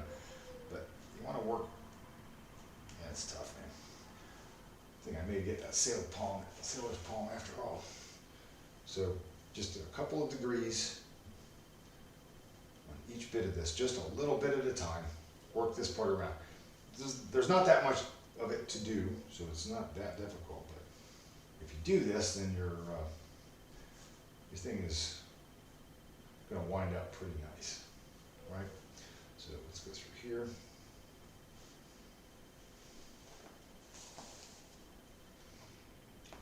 Go back one, push through, and before you and this is just a tip, before you push it all the way through, just look to see that, are you still in line with that circle? Are you still following that tracer? If you are, then carry on.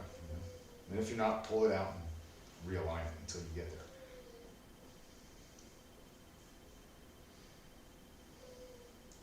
Just adjust a couple degrees at a time, push through, stitch, push through, and carry on. So, because I want to match the circle and the selvage edge. There you go, the interior edge of the selvage. There we go. And now we're actually into regular, just single fabric out of those big seams. So now this is the easy part. You just, well, it's relatively easy. Just work that around so you're creating that curve. Just every time you push through, though, just be sure you're lined up roughly on that circle, or semicircle.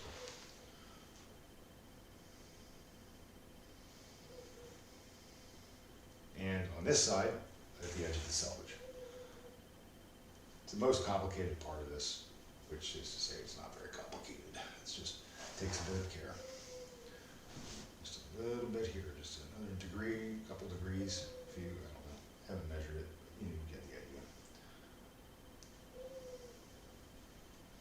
Now, after a while, your fingers get kind of sensitive to these pokes, but it's the nature of the business.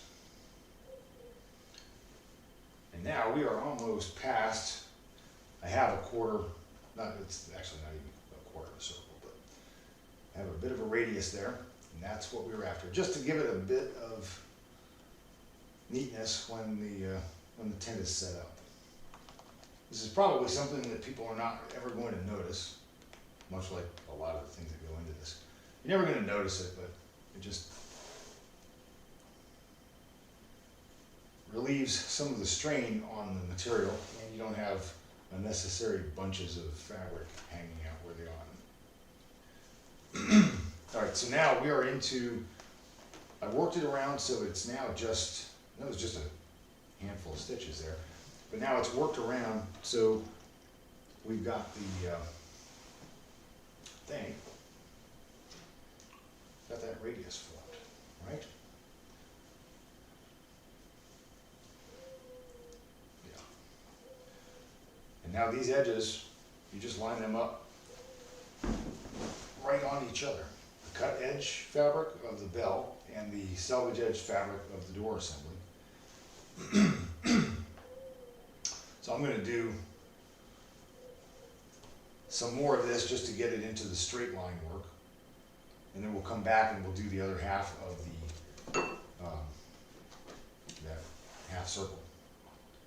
And it really isn't even a half circle, it's just the top of a half circle. Again, just to work it around that ridge pole.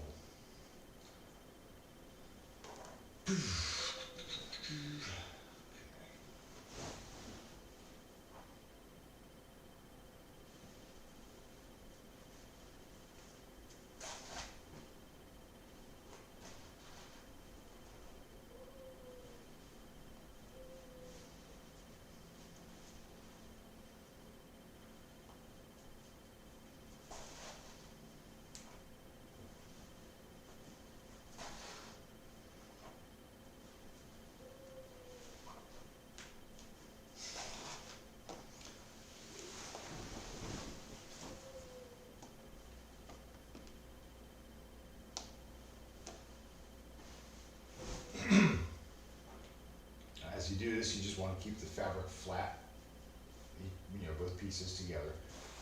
Try to not have any weird strains or stretches or anything like that. Just keep them flat and aligned at the edge. And sew through it. Even pressure. Just snug it down.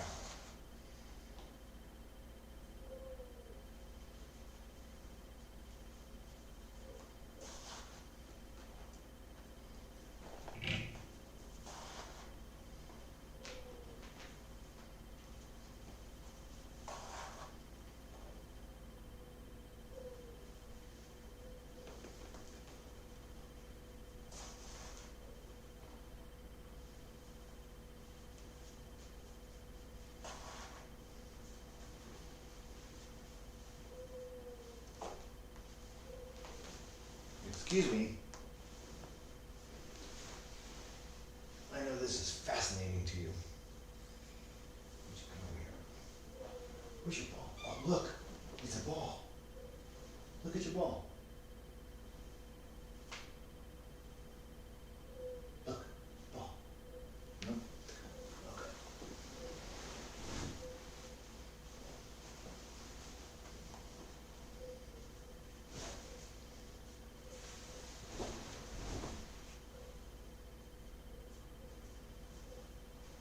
Needle is somewhere around here. There we go.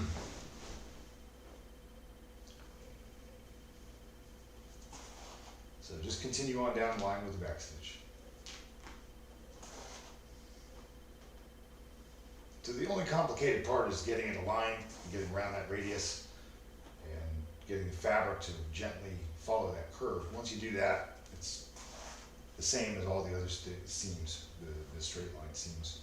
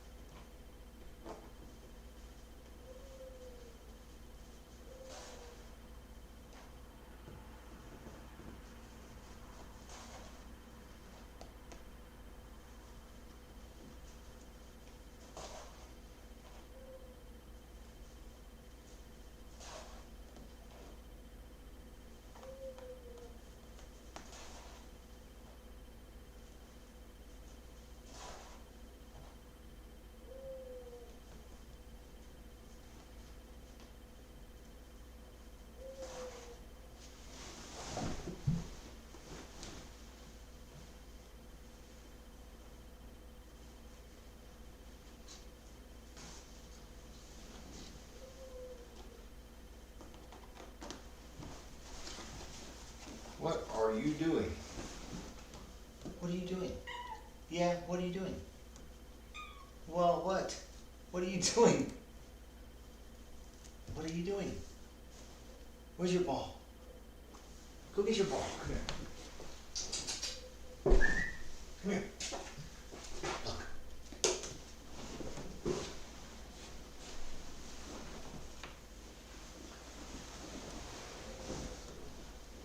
Just tearing up my calves.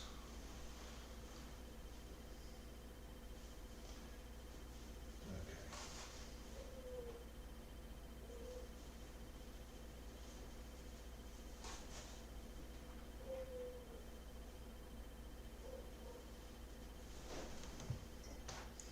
All right, we're going back to listening to potential They're criminal. probably gonna prune it. I hope So- we're still on the trial. No. Stacy says the Navy Federal Credit Union could be based. No. They're under reporting rules too. You don't think they're gonna do what they're told?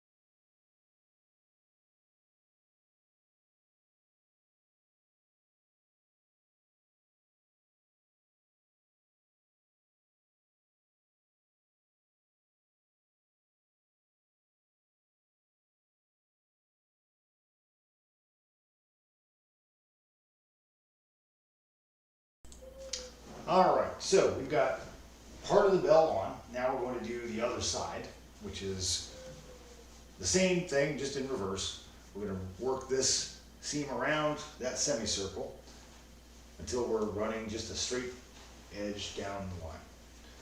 So we're going to get a stretch now, and to boot, I have a couple of feet of this seam already done now. So we've got a good start on the bell attachment.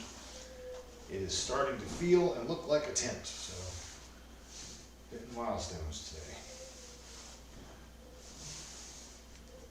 Just work this seam a bit just to even out the stitching, just a little bit. And then get a new piece of twine.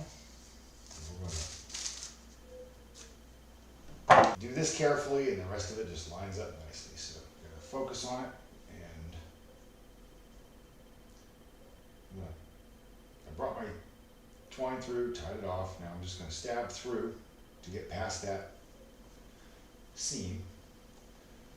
I can just see the curve there. We're going in right next to the other stitch. Right? Are we on the right side? Yeah. Okay, so creating a new stitch right here, right in the center. You move it just a little bit, just a couple of degrees. Twist around. Keep it flat, pinched.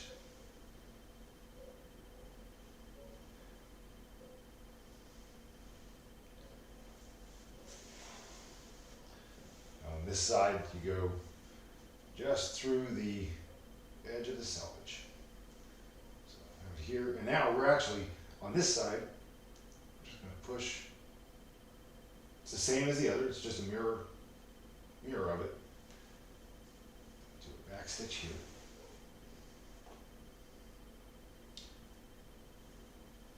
Put a stitch in, put another stitch in, and then adjust the angle, put another stitch in, adjust the angle. Just work it around. What is that? Oh, okay. Cut this here. So, there we go. Okay, pull through.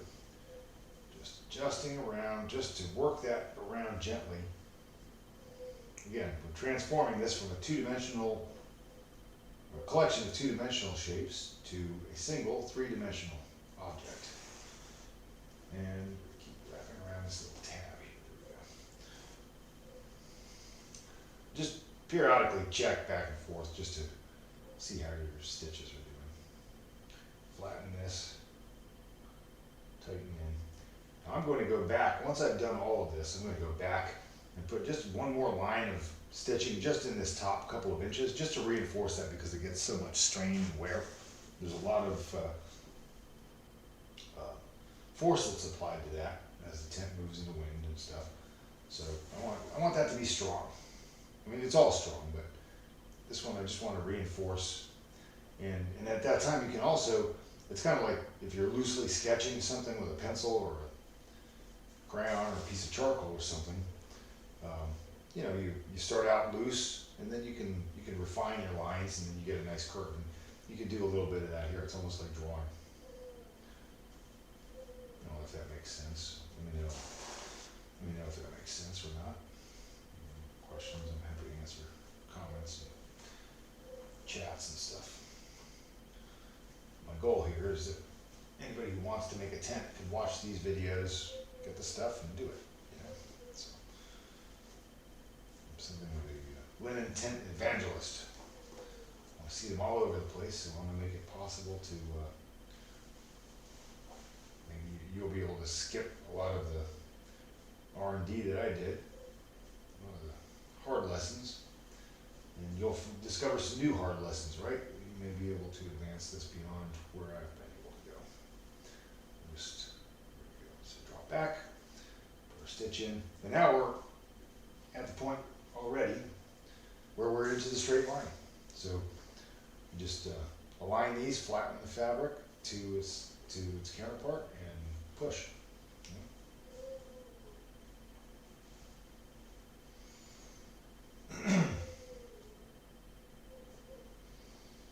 Once I get a few of these in, then I can relax a bit. Right now it requires a lot of concentration. But once you get around that curve, it's straight line, just roll and go. And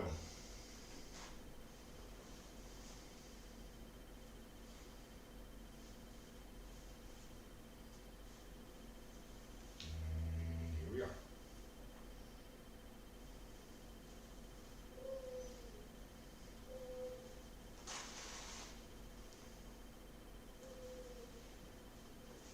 I want to get a couple of inches of this in, then I can even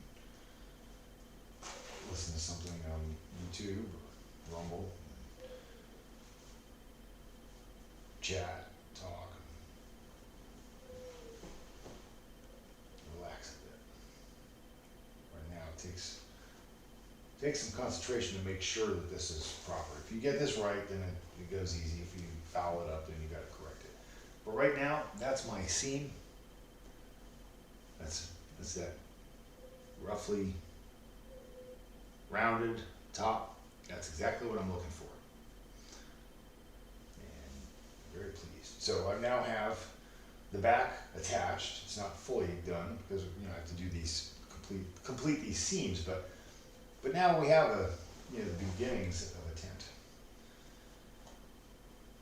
Up till now we've had the ingredients of a tent, and now we are starting to have a tent. And it just goes faster and faster from this point. This is a great place to be. It's kind of exciting. And again, this is tedious stuff, but you take your excitement where you can get it when you're doing this, because it really is worth it. Once you get one of these done,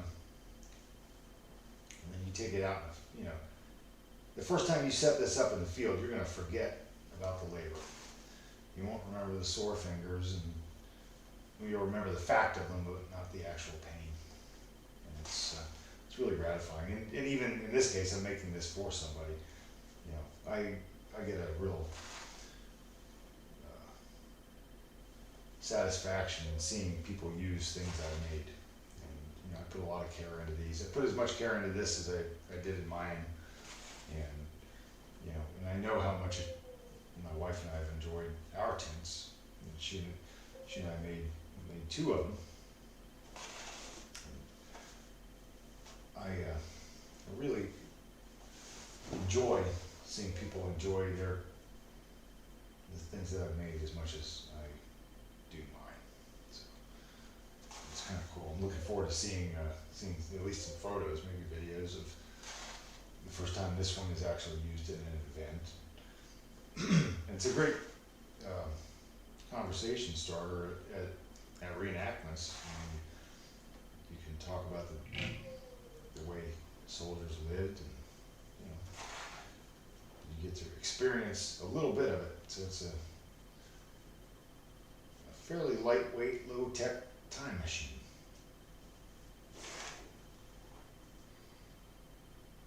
And now it's just straight stitching all the way down the line. So we're going to go all the way. This is locked in. I now have the two pieces, the bell and the doors, attached to the body. As soon as I finish these seams, which will be a while, I mean, it's not insignificant effort, but once these back stitches are complete, we have a rudimentary tent. The felling and stuff, that makes it a more solid, more durable tent, but right now it's on its way to being a tent at a stage, and then it just develops further from there. It's really cool. This is the fun part here. Once you get down to once you get down to putting these seams together, you pass the hard part, it's just mechanical repetition.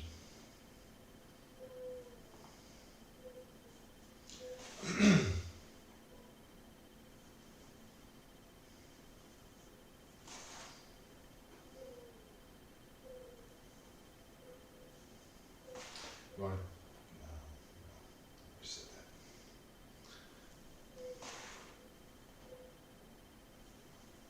Okay.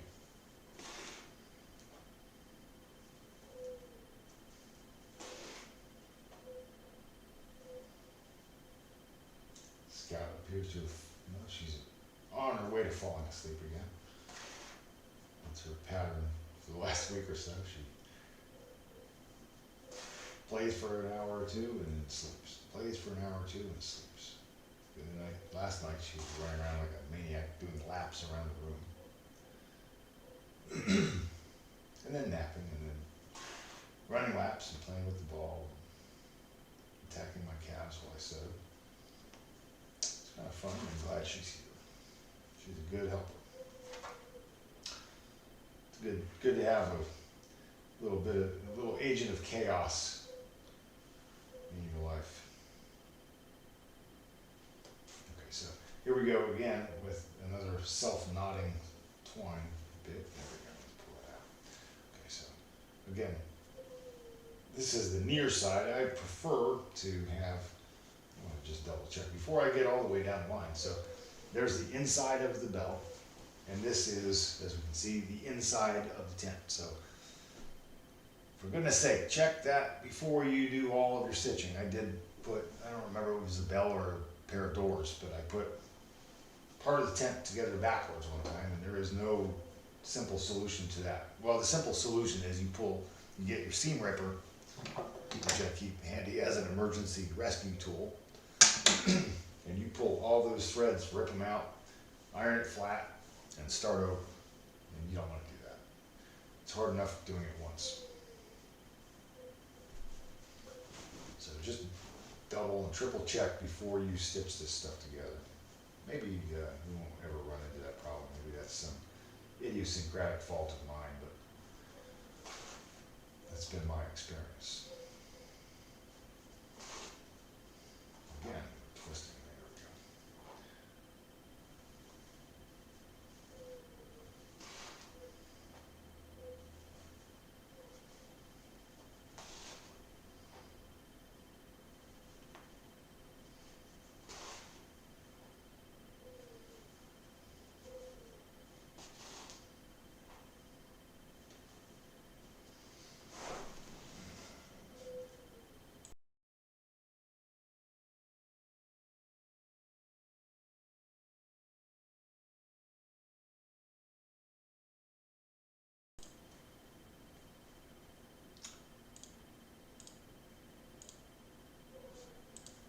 Okay, so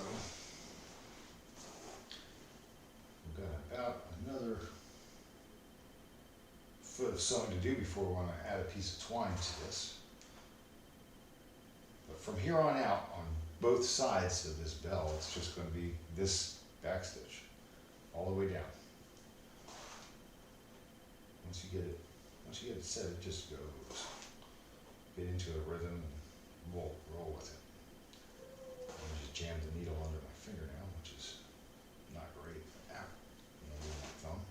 So it may be time to stand up and stretch. Once I make a couple of errors like that, start getting hurt, it's time to get a cup of coffee, walk around a bit, stretch your legs. But I think I can go for a little bit more here before I do that. And like once you get to this point, man, it's just easy. All that's required is the discipline to keep your stitches consistent, same pressure, same length, and just go down the line. I mean, you're literally just taking two pieces of fabric and joining them with a piece of thread or twine.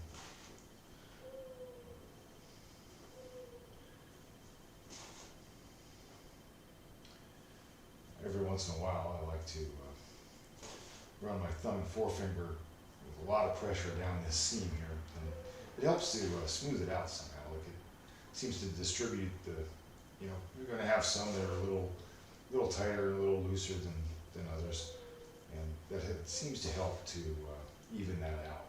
Just a fraction of an inch, but it works. In fact, I'm going to do that right now. So put my needle up.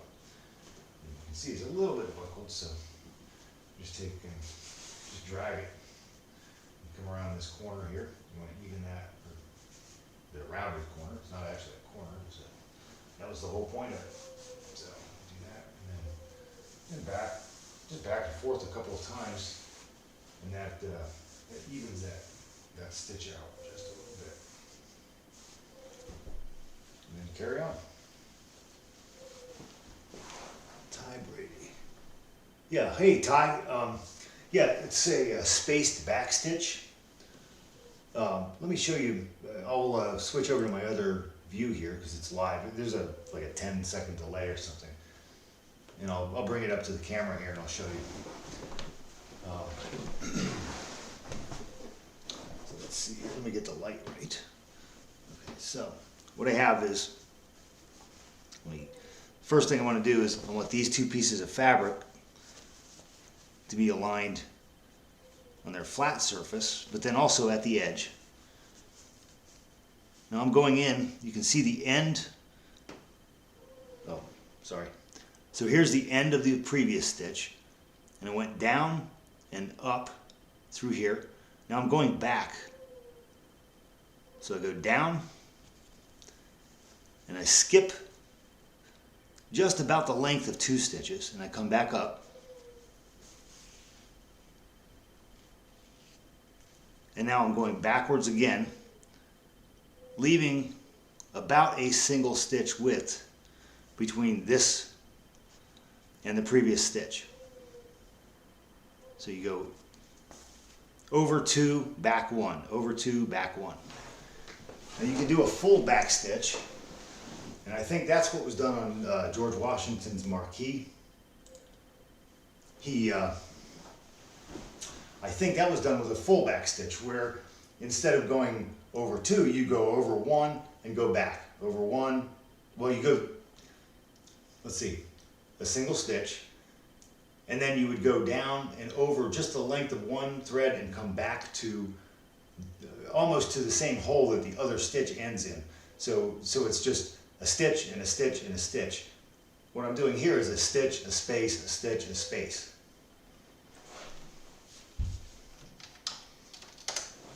Cool. Now, I'm glad for that question. It's a great stitch. It's real strong. Once I'm done with this seam, so I'm stitching these. Let me see if I can show you on the body of the tent. The way these seams are constructed, so I do each of these panels, the way I laid it out, have this back stitch done. Then I take, when this is done, I'll open it up, kind of flatten it out, and I'm going to hit this with a steam iron, and then I'll fell this down. And the felling stitch is basically just a really loose, let me change views here so I can see in real time. Let's see here. Yeah, so here's the back stitch on this part, and then this selvage gets flattened down, and then I just do a real loose, I mean not loose in tension, but loose, like kind of loosely spaced felling stitch, just to hold this onto the body of the tent. And then the appearance of that when it's done, let me get a seam here. On the outside of the tent, it looks like that. You see? And so under this is where the back stitch is, and then this is the felling stitch here. Sorry. So here is where the back stitch is, and here's where the felling stitch is.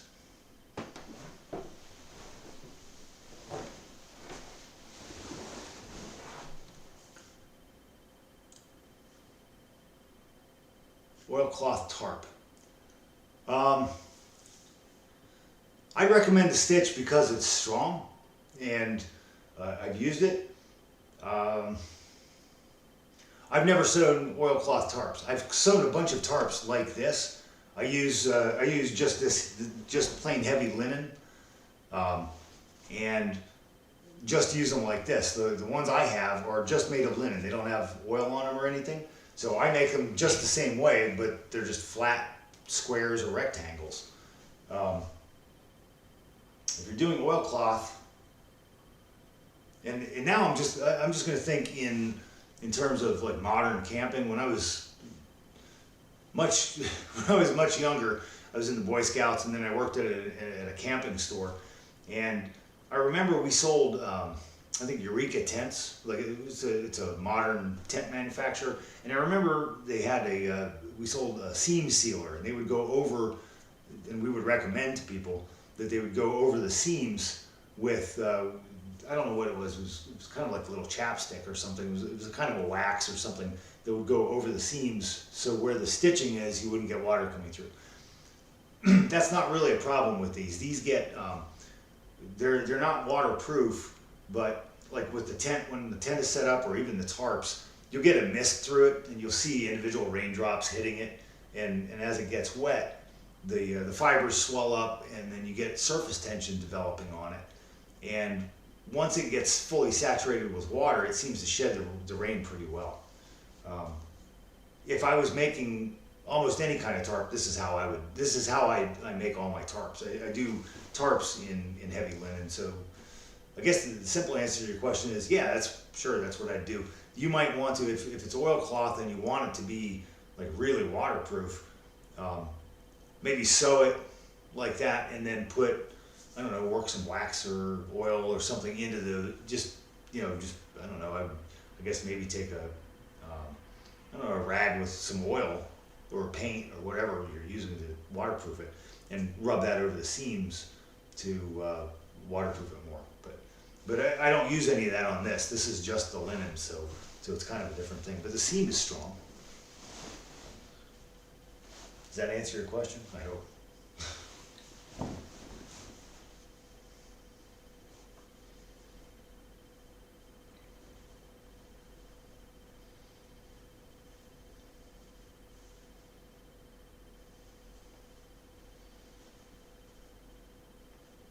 Okay, cool.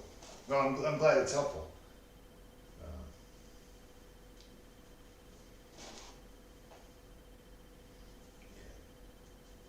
And I've got some friends who use oilcloths, and for like half shelters, and they put up a lean-to or something to camp in. I've just never made any with that stuff. Is that something you made, or is that do you buy canvas or something and then paint it or waterproof it, or do you get the oilcloth and then stitch it together? How do you make that?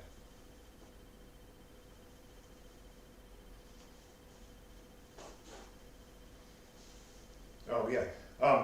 If you haven't seen it, if you go to, I'm glad you're here on the stream. Don't leave the stream, but if you go to the Museum of the American Revolution, they commissioned a copy, and knowing who made it and how it was made, I know a little bit about the project. I would say it's almost a stitch for stitch reproduction of George Washington's marquee. So, and they have it on display there and stuff. But there's also a page at Colonial. I think Colonial Williamsburg has a page. They used to anyway, on the what do they call it? Washington's headquarters, or the first. They had some name for it. I can't recall right offhand, but they had a good page about the project. It was really neat. They have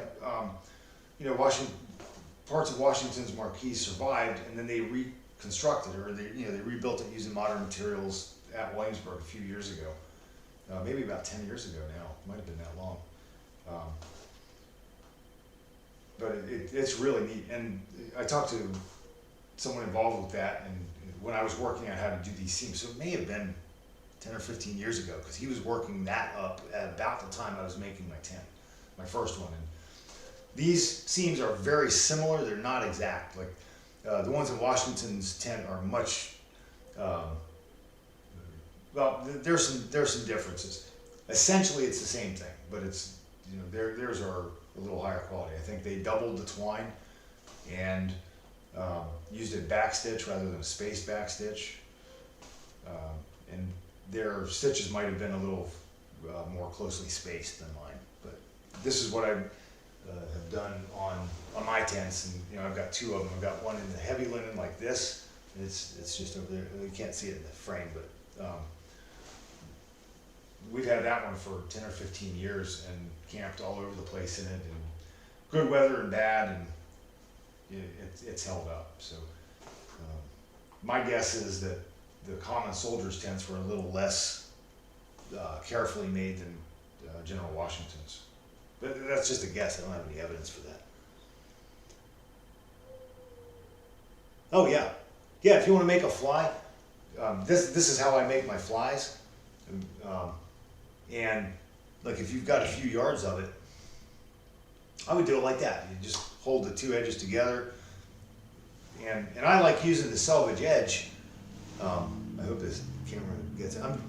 Bear with me, I'm just learning how to stream and use the camera and stuff, but this gives just a nice clean line here. But I mean, if you're sewing, and I've sewed it before where you don't have that, you just have a plain fabric, so you just keep about the same spacing from the edge, and you just hold it together, do the back stitch, fold it over, and then whip it down, or fell it down, and it makes a nice strong seam for a tarp.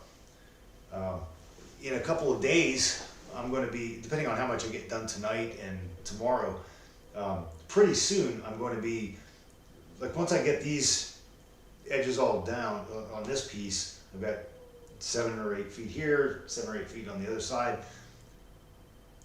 Then I'll be cutting the thing to size and doing the hem.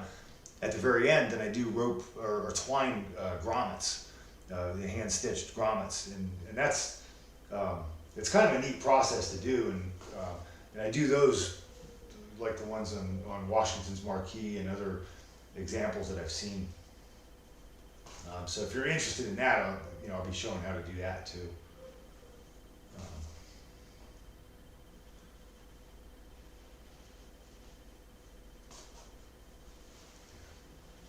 I haven't been in a teepee since I was, I think, a teenager. But the very first historical event that I ever went to as a participant was it's called the Alphi River Rendezvous down in South Florida. And I got to stay in a teepee down there, and it was very, very cool. It was amazing for a kid interested in history and learning a lot about Indians and different ways of living. And I'd only ever camped in modern tents or under the stars and stuff, but I got to sleep in a teepee once, and it was awesome.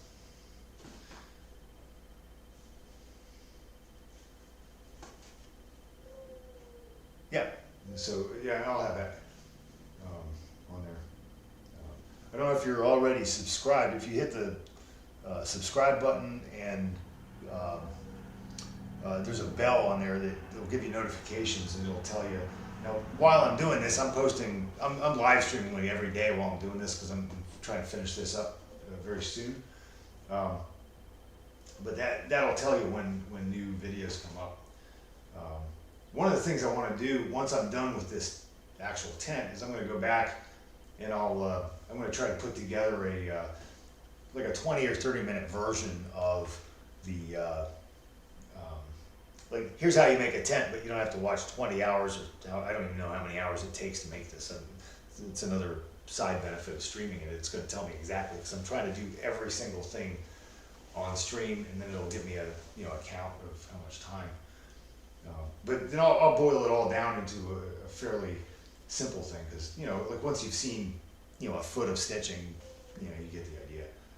So I'll make a simpler video, but then I might also break down, just because you said that, I'll break down, I'll do a separate video on here's how to do, authentic grommets, because it's, there's kind of an art to it, and I've figured it out over the years, and they look like the originals I've seen, or I should say I've seen photos of originals, and I have seen originals, but not, I haven't seen any instruction on how to do them, and it took me a while to figure it out. So I'll make a video on specifically on that too, because that's something that, like, even if you don't want a tent, like you're making a tarp or a fly or something, that's a useful thing to do. Even for modern camping, I think, like if you blow out the corner of your modern tarp, but you've got some twine and a needle, you could do, you could fix it. Yeah, sure.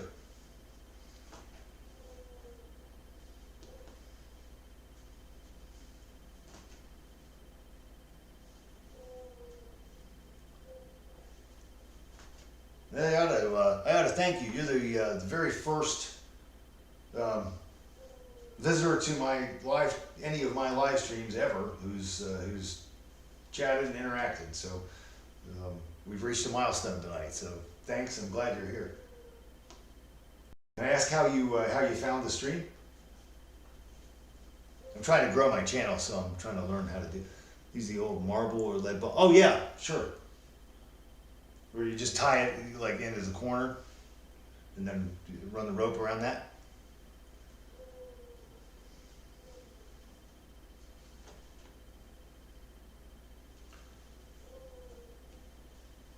Okay. All right. So I've shown this a few times on the streams, but since you're here, I'll show you right now. So anyway, I've got I just run my thumb and forefinger down these seams just to kind of distribute the thread before I go much further. So I'm now down to the end of my twine, so I just push the last stitch through to the back, and then save my needle out, and then pull out just a little bit more than an arm's length of twine.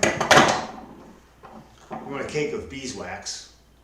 This helps protect the twine as it goes through the linen, because the linen's kind of abrasive and you're going through it dozens of times. And so this helps. You don't want to put a whole lot on, just a light coat. Just run it through a couple of times. And then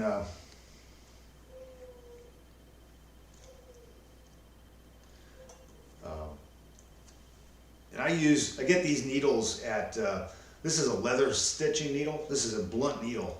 I mean, it's got some sharpness. If you stick, you jam it into your finger, you're gonna feel it, but it's relatively blunt. It's not like a sharp sewing needle, because I want to push between the fibers of the linen, not cut them. And I don't want to stick myself full of holes. Anyway, I get these Tandy Leather, Tandy. They've got a website, and so you can get a packet of these leather stitching needles, and they work really well for this because they've got a nice big eye for the twine, which is bigger than normal thread. So anyhow, so I've got my needle threaded, and I go through. So I pulled my last stitch out, and I just go through right next to that.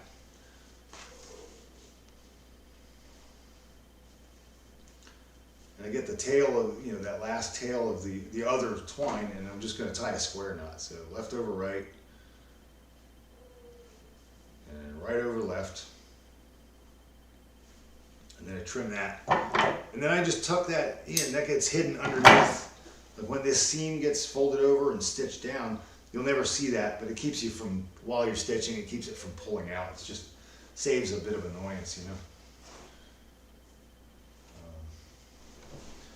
Let me go back in. So now I'm just going back in. I think you can see this, I hope. Yeah. Well, that's the blood, sweat, and tears part, the blunt needle. It's like I had, in the past when I was doing these, in this and sewing, uniforms and stuff like that, my thumbs looked like a pin cushion. So, the blunt needle, after a while, your fingers get sensitive, but it's still, you feel it if you jam it under your fingernail or something, but it's not nearly like a sharp needle that'll go right in. So anyway, so go in, go back one, go in, skip two. One of the things you got to watch out for with this stuff is it twists up and it wants to tie itself into a knot sometimes. So you just got to pull that out before you pull it. If you pull it tight, it'll create a knot, which I did earlier. I had to cut it, or it broke, and then I had to redo it. So in, up, forward two, back one, forward two, back one, out.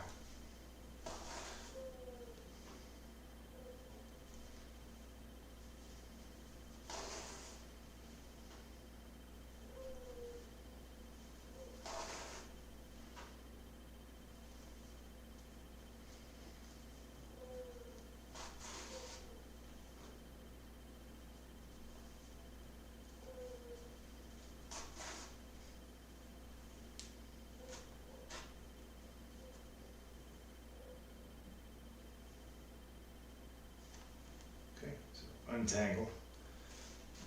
Yep. This stuff has a natural twist in it, and plus the action of sewing it also twists it up, so I've got to periodically do this. Let's see here. Ah, there it is.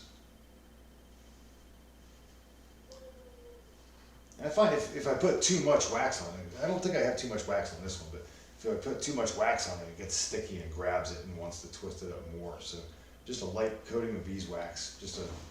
I've had this little cake for years, I don't know, 15 years or something. And there's still, and I've got a bunch of it. We bought it at an event a while ago. It's a couple pounds of it, but this little cake has lasted me for a long time.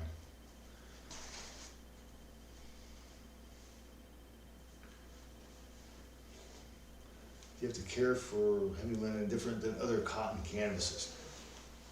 I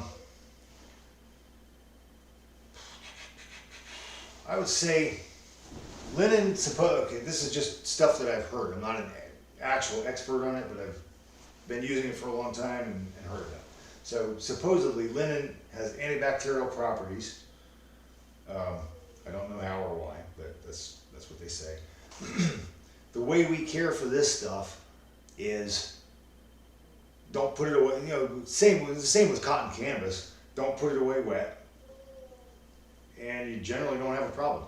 But like that's about it. Like there's nothing fancy to it. We don't treat it with anything special.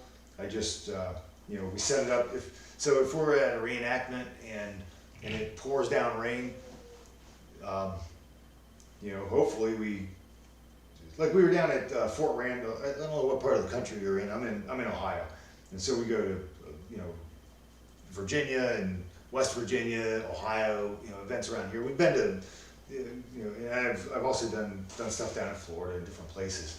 But so if it rains at an event, you got your tent, your tarp set up. If you can, leave it up until it dries thoroughly, and then pack it up and put it away. Or if you don't have time or the weather's not cooperating, take it home and when you get a dry day, set it up and let it dry out, or dry it out in the basement or whatever. I know guys have done that. I haven't, but I always try to set mine up outside and let it dry out. As long as you put it away dry, that I'm going to show you. So this is the tent I'm working on now. This is new. I just started making this month.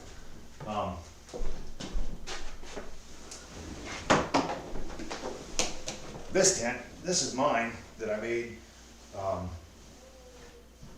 10 or 15 years ago. And let me switch to my other camera view here for a minute, just so I can see it in real time. It looks, it's softened and it's a little bit, slightly different material. It's very similar, but there's no mildew, no holes. If you do get a hole in it, you can patch it. You needle and thread and a little bit of linen or something on it to fix it. But it is held up.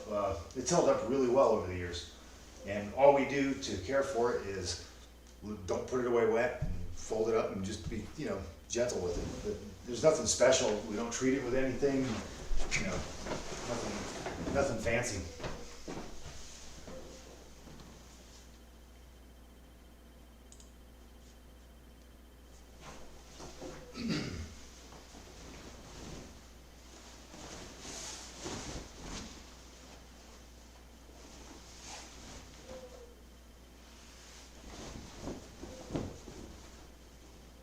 Oh yeah.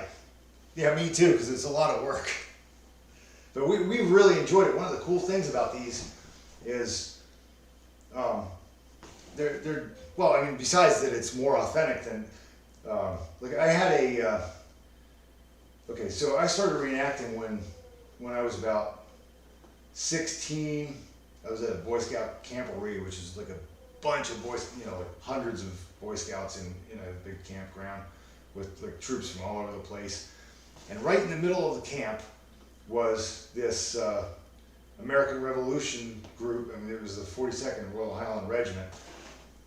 And I had been interested in, because where I grew up, there was a lot of history. I grew up for at least a few years outside of Valley Forge, and so, we got to, go to Valley Forge and Washington's Crossing, and, like I was interested in history. And then I saw these guys at this big camp doing this. I didn't know you could even do this, and so I got involved with them and started went to a couple of events with them, and at some point, so I was I guess 16 or 17. Maybe 2 or 3 years later, I bought a canvas tent, you know, like a modern, I mean, it's a wedge, you know, a Revolutionary War wedge tent, but it was, I don't know who made it, but it was made of modern canvas. It was treated, and you know, I think that makes sense. It was a modern materials and modern techniques version of a Revolutionary War tent. And I had that for years. And I got out of, you know, I went to school and got married and was out of reenacting for 15 years or so. Once we got back in, we used that for several years. And then we were at Williamsburg with the, with our regiment, and a couple of the guys in the unit had made linen tents, and we got to sleep in one there. And it totally changed my opinion about it, man. It was, I mean, first of all, they look different. You know, and you can tell from across the camp. Like it's not, like mine was, at one point my canvas tent had been like, you know, bright white. It's still pretty white linen. It's a different kind of material. It just feels different and everything. It's real heavy, dark inside.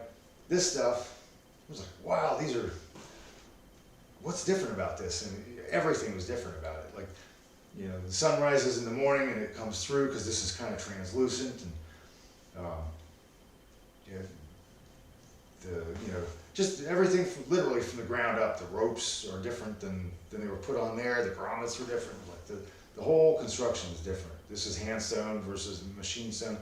So we stayed in that for the weekend, and while we were there, I think, or maybe on the way back, we were talking about it. I was like, I'd like to try to make one of those. And so we talked to the guys and got a bunch of research, and then researched it for a long time and tried to figure out how to do it and how to do the seams and where to get the material and all that stuff.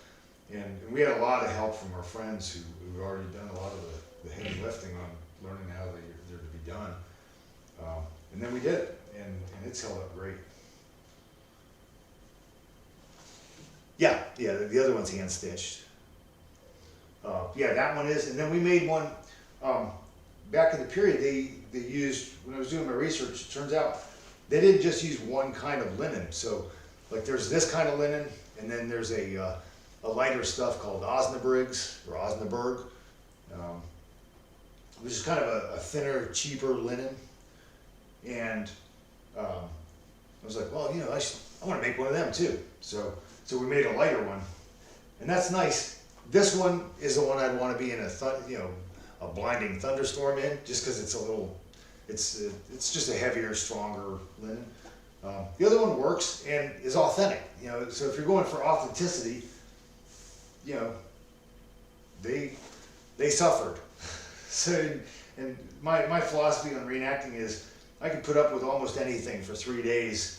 Because at the end of the weekend, I have a hot shower and a soft bed, and, you know, I can wash and dry my clothes, and, you know, whatever comforts I need, and, you know, I can stop at McDonald's or something on the way home and get some food, you know, so we can put up with a lot for a weekend. But these are really nice, and they smell nice too, and they're just, I love them.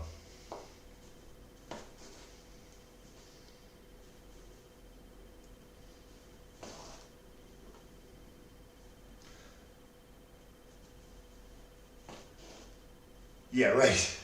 Yeah, you stand on your head.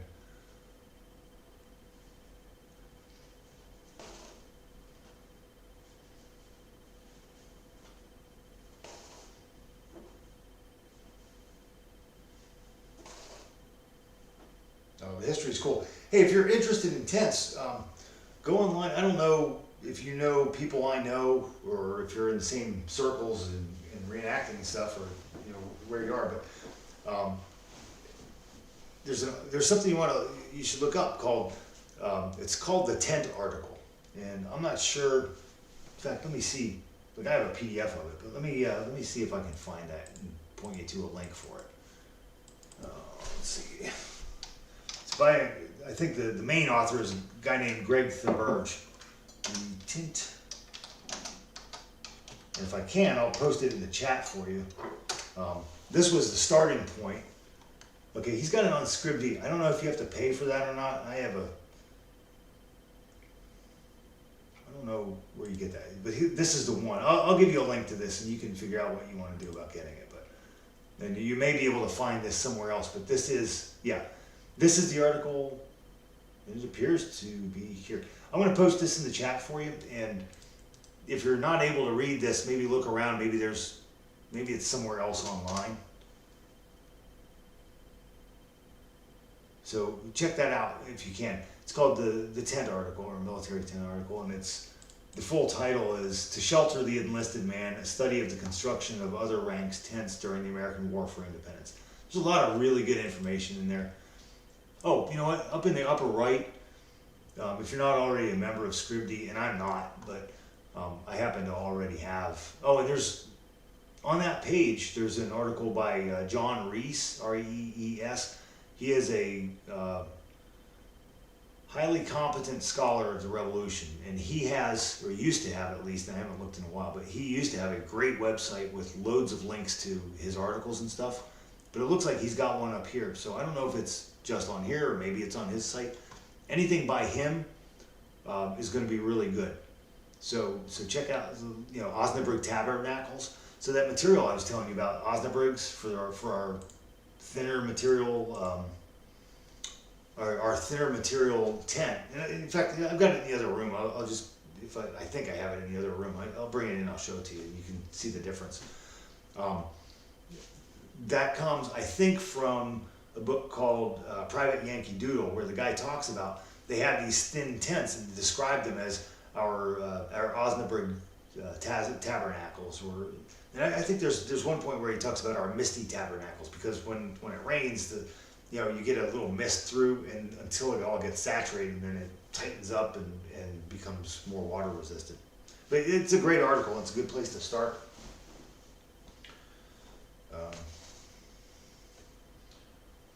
Tell you what, let me put this one stitch in here. I need to stretch my legs for just a minute. I'm going to get a cup of coffee and see a man about a horse. But I will also look for that tent. So I'll be back in just a couple of minutes. I hope you can stick around. I'm really glad you're here, and maybe that'll give you an opportunity to scan that tent article. But I'll be back in just short order. So when I know you're here, I'll show you. I have my Osnabrück's tent, and we can compare the heavy linen to the light linen. I've got them both here. Meanwhile, I'll keep sewing.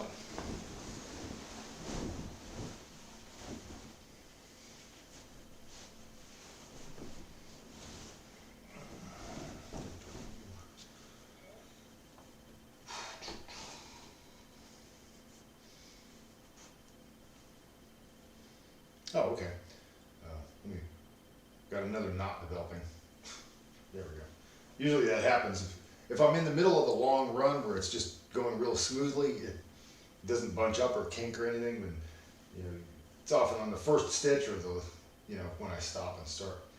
So let me just put that through there. Okay, so this linen that I'm using now is really similar to this stuff in the. There's something called tent duck that they used to use. That was their name for it. And I think it comes from Dutch, and the tent article talks about it.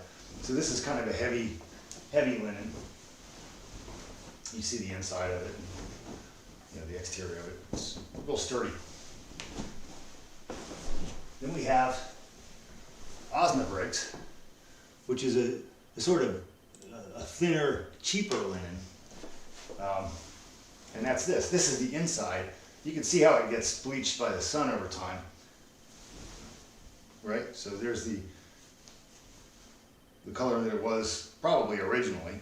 And this one's about 10 years old too. It's a little newer than that one, but just by a year or two. So we've got this thin, cheap, light stuff. And this weighs significantly less than this one. I don't know if it's half as much.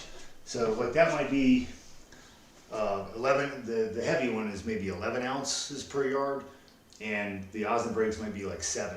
So it's a noticeable difference over figure 28 or 30 yards of 27-inch wide linen in a tent. And the 27 inches, that was one of the standard widths that they were weaving, because they would, they have a hand loom, and so that's about the 2.5 feet or so. You can throw a shuttle across the loom. So they would make miles and miles of this stuff. This out of the way. Now, normally we keep them folded up, but I drag them out whenever I'm making a tent. I drag them out for reference.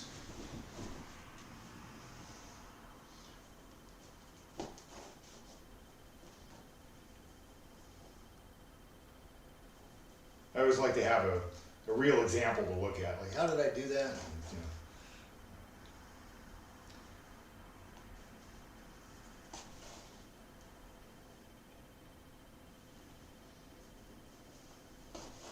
So you have a teepee. Do you? What do? You like mountain man stuff, or Rev War, Frontier? What's your historic interest? I think I'd rather carry the lighter. Yeah, definitely. Yeah. Now the light one's really good. Like in summer, you have a summer event. We'll take that if the weather's supposed to be nice. We'll take the light one. If we're expecting storms and stuff, we'll take the heavier one. Or in winter, we take the heavy one. It's nice to have a choice. Of course, they didn't have the choice back then. This is what you guys get. Get in, get your tent off the wagon and set up your camp. But we have that luxury, right?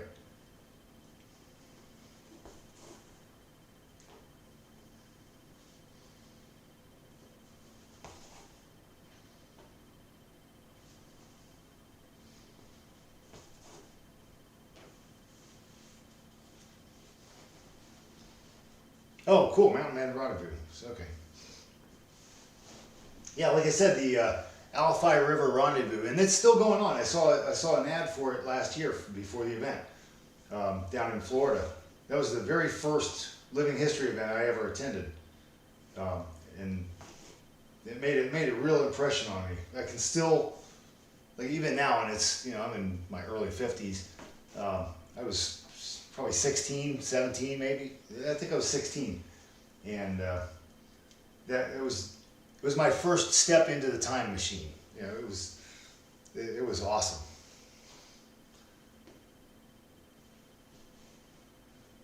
I hadn't thought of that in a while. I'm glad you mentioned that teepee. It just made me think about it and have some fond memories of it. There's nothing quite like it. Like you wake up and you're in a teepee or even a half shelter or something out in the woods. A camp full of tents like these in a regimental camp. There's something about that feeling, like sun's coming up or just before sunrise and nobody else is up, and you get out there and you look out over it and there's fog over the field. It's wonderful.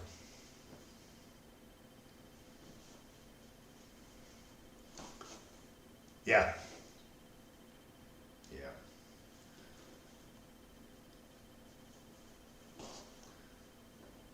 Well, and as one of those young people, it made enough of an impression on me that, that was the mid-'80s, so not quite 40 years, but 35 years or so, that I went from, a kid kind of interested in American history and interested in, the mountain man stuff was kind of peripheral to it, but it was cool, and I was, learning about Indians and the history of the continent, or prehistory of the continent. And, you see how that made enough of an impression on me that here I am decades later, and I've gotten so much enjoyment and gotten to go do some cool things just because some of those guys who were around then were like, hey kid, you think this is neat? Check this out. And here's how you do this, and here's how you do that. And, hey, we're going to an event. You want to join us? And, it's become a lifelong hobby and passion, and it's been a lot of fun. So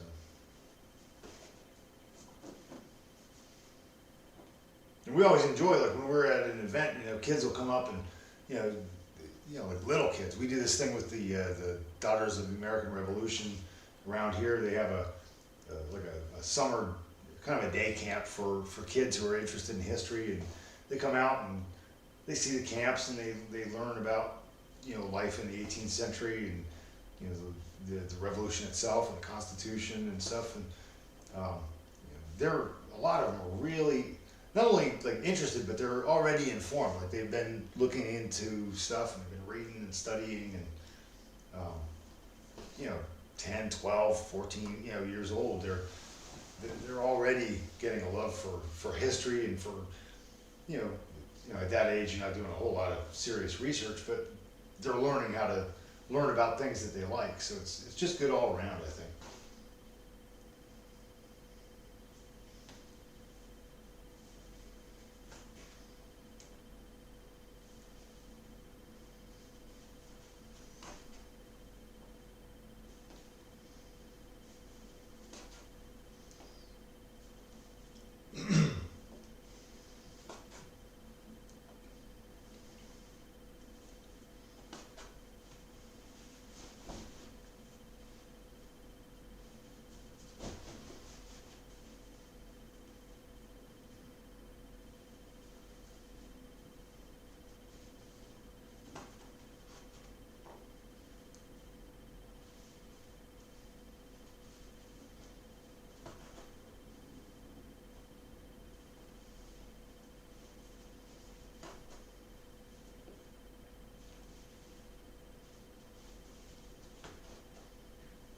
Yeah.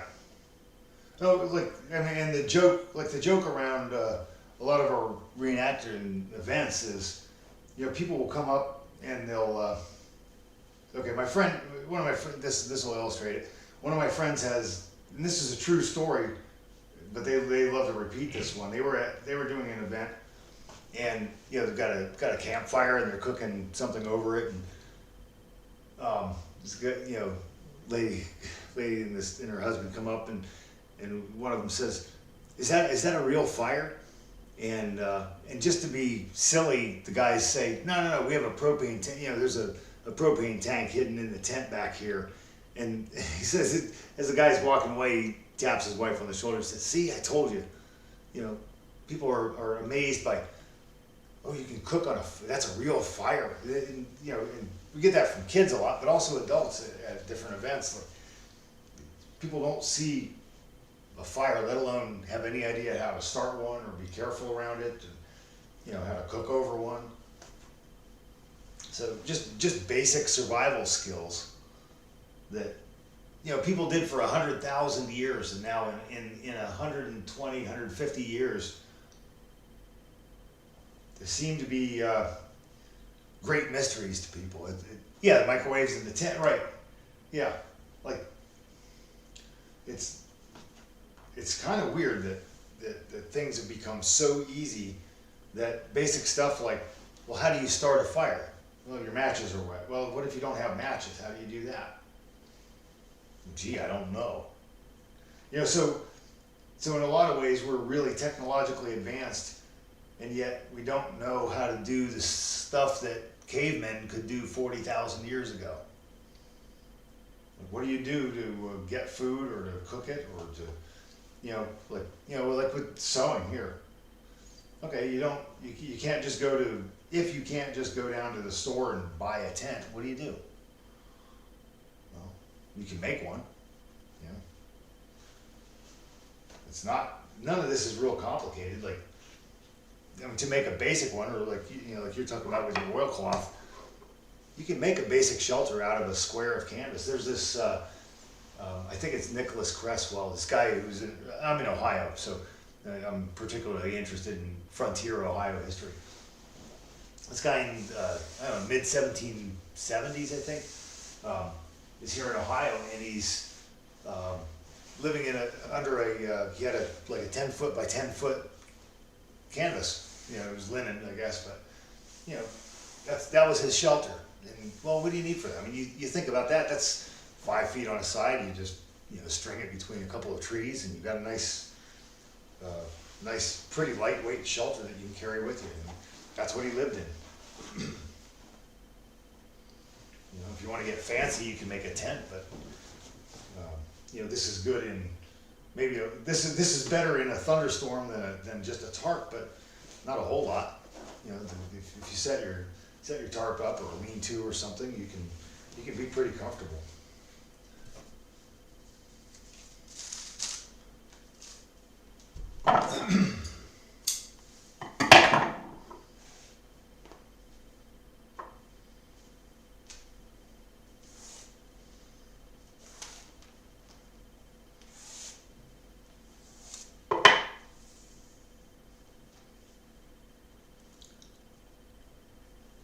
Need my needle. Oop.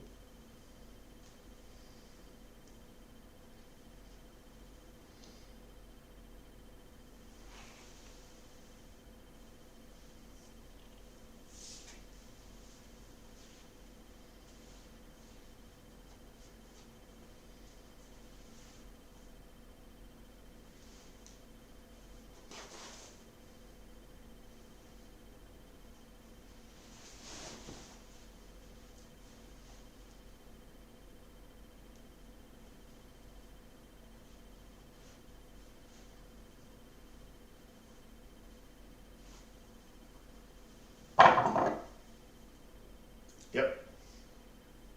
And you can't. In fact, I'm thinking of this one event that we did. They just ended it like a year or two ago. I think it was partly politics and the people who were running the site and a little bit of COVID and stuff like that. But for more than a decade, it was a great event. But one of the guys that I'm thinking of had a red oilcloth little diamond shelter that he made, and that's what he camped in. You know, he just had his little diamond set up, and then his blankets and stuff set up around right around the edges of it. Perfectly comfortable every year, all weekend.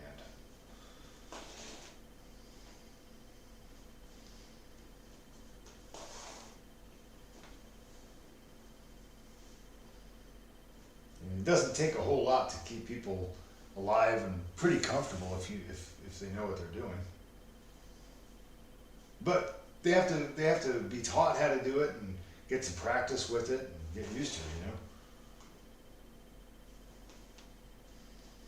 I mean, for one event, and this was a few years ago, but so my wife and I were doing this, and she'd never slept out under the stars, but for this one big event, it was we were going to Brandywine, Pennsylvania for a big event, and our unit we're not taking tents. They had tents, they had linen tents actually, really good ones, but we were trying to recreate a specific thing, so we're going to sleep out, out under the stars, and she'd never done that, so just to get comfortable, we were at a different event, and we're like, you know what?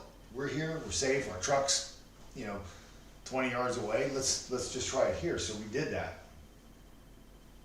I think it rained and we ducked into the car for a little while, but, she got comfortable with the idea, and then from then on, everything else becomes easy. So I think a lot of people just don't, look with the campfires. They just don't have any experience with it, so it's kind of frightening or confusing or something. It's just very different than what we're used to, but we're no different than the people who lived a couple hundred years ago or a couple thousand years ago. It's just your experiences are different, so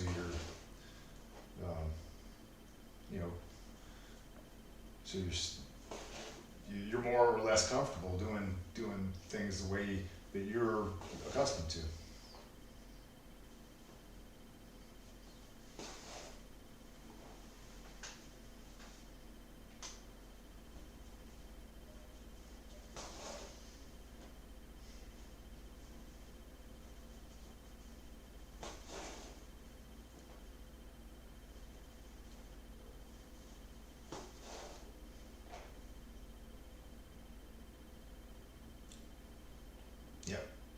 Yeah, the mental hurdle, I think, is the main thing, Like, it's just getting used to, for her, it was just she was a little apprehensive of it just because she'd never done it. And then once she had done it once where, hey, look, and the way I said it to her is, look, in the worst case, it starts raining and we can duck into the, we can get in the truck. We're not gonna even get that wet. We won't be that miserable. Turned out it was all right. It was pretty comfortable. And then since then, she's gotten, hardcore. Slept out under the stars plenty of times and chosen to at her, if she wanted to. And, but it was just that first time, like, I don't even know what to expect, And once you have some idea of that, then you can pretty much do anything. People are pretty resilient. Maybe that's one of the things that's valuable about all this. We do all this historical stuff, but it's also teaching people, hey, you can be kind of self-reliant and you can solve problems. And hey, I want to be comfortable. They didn't like being miserable back then any more than we do today. So, well, how do we do this in a way that makes us comfortable? With the kind of tools and stuff that they had back then. So we figured those things out, and we can have a good time. We've been out at events in different places, and the weather's been rotten, and still had a blast. You know what I mean? Like some of the most memorable things are when the weather's bad, but the people you're with figure out how to make it fun anyway.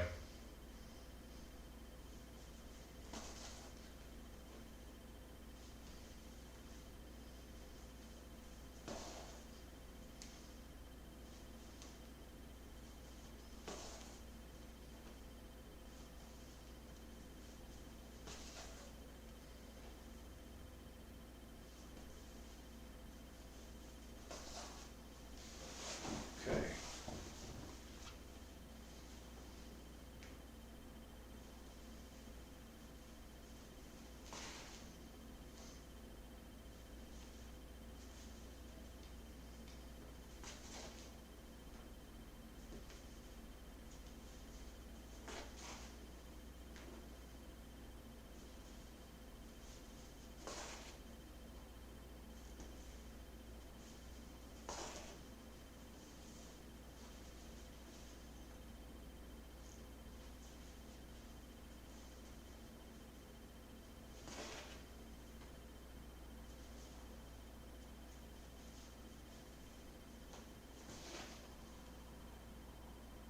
Exactly, yeah.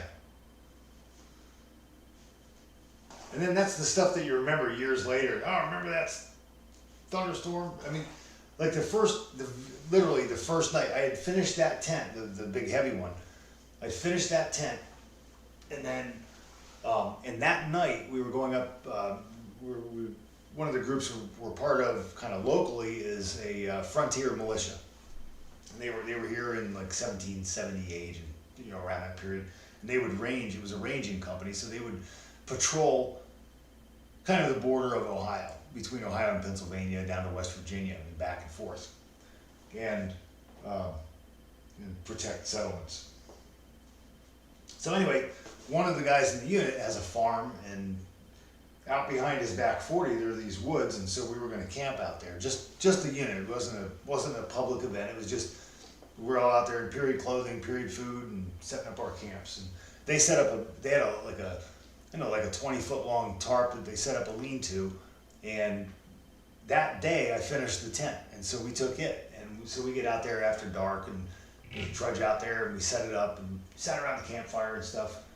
And we all go to bed, and just about the time we went to bed, the sky opened up, man. It was a terrible, blinding thunderstorm, like pouring down.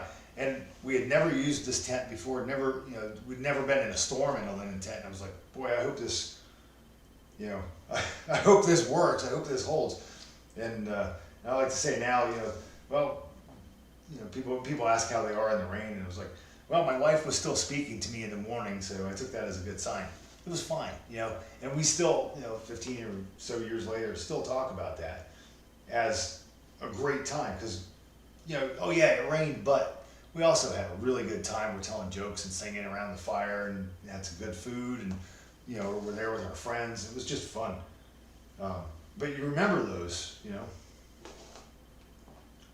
I mean, at that Brandywine event, it rained while we were out on the battlefield. There were videos on YouTube of it, and you can't tell. Like they say in the movies and on video and film, you can't really see rain. So I guess for Hollywood, they have to amp it up somehow so it's more visible. But we're out there. I still remember, you know, we're covering our locks to keep our powder dry, and we were wet, but it was fun. It was a great time. So yeah, it's definitely the people you're with and how they handle it that makes the difference in what kind of time you have.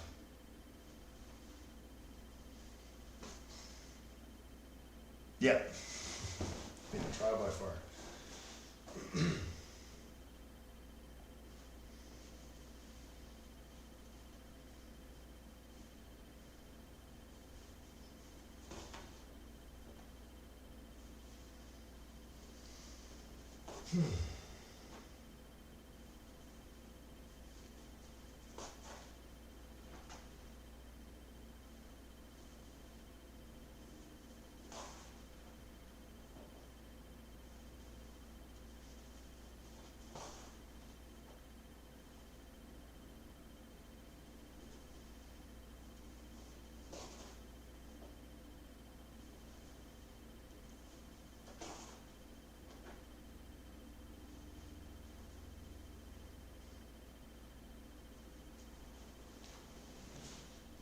So kind of a delay we're on here, a little bit.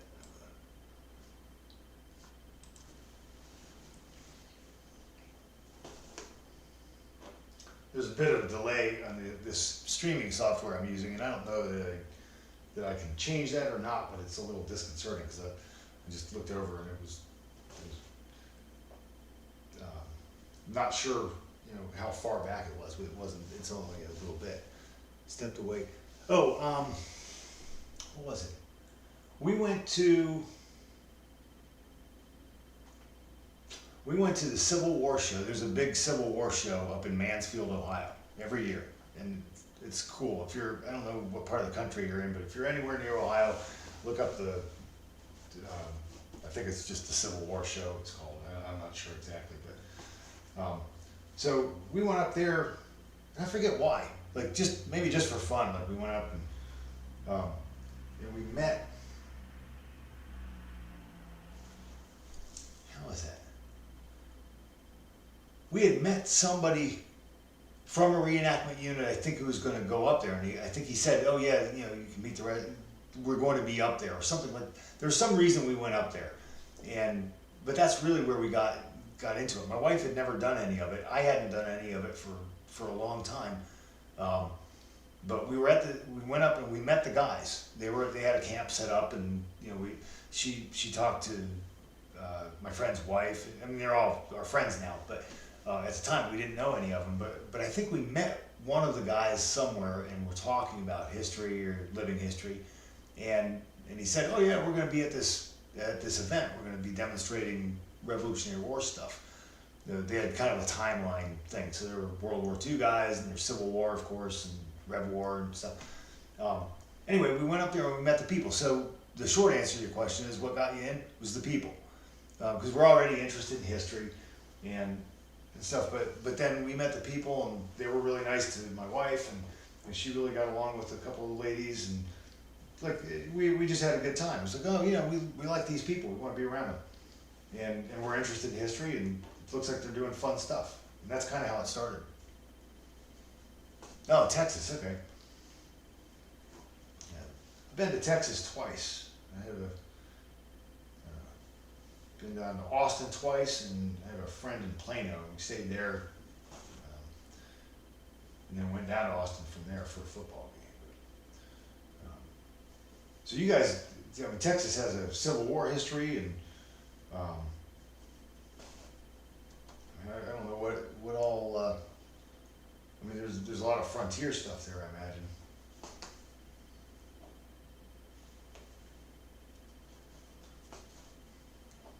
How about you? How did you get started?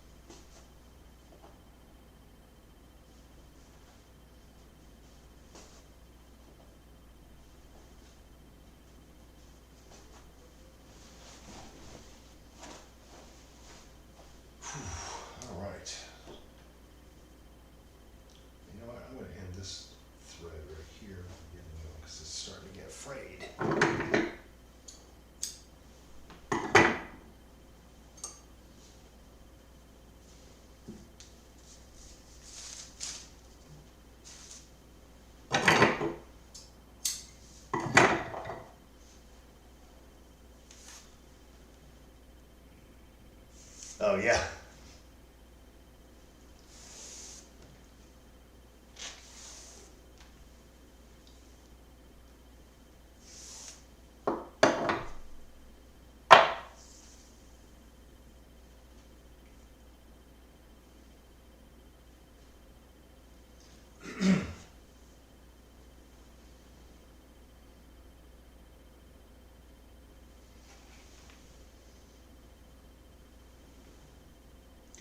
Yeah, definitely it's the people.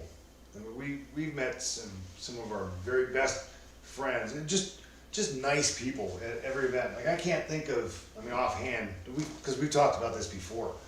Um, Good people, like, and from all walks of life, all different kinds of backgrounds and stuff, but all of them.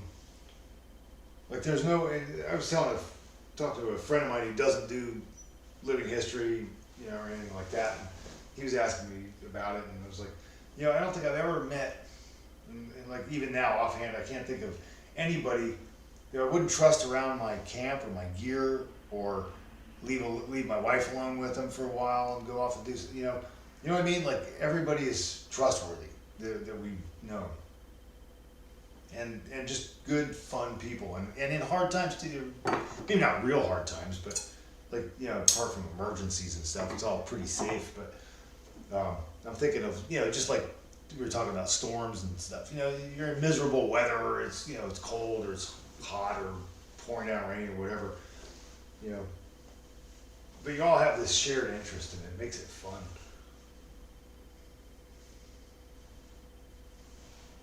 Okay, we're down to the last foot here on this side.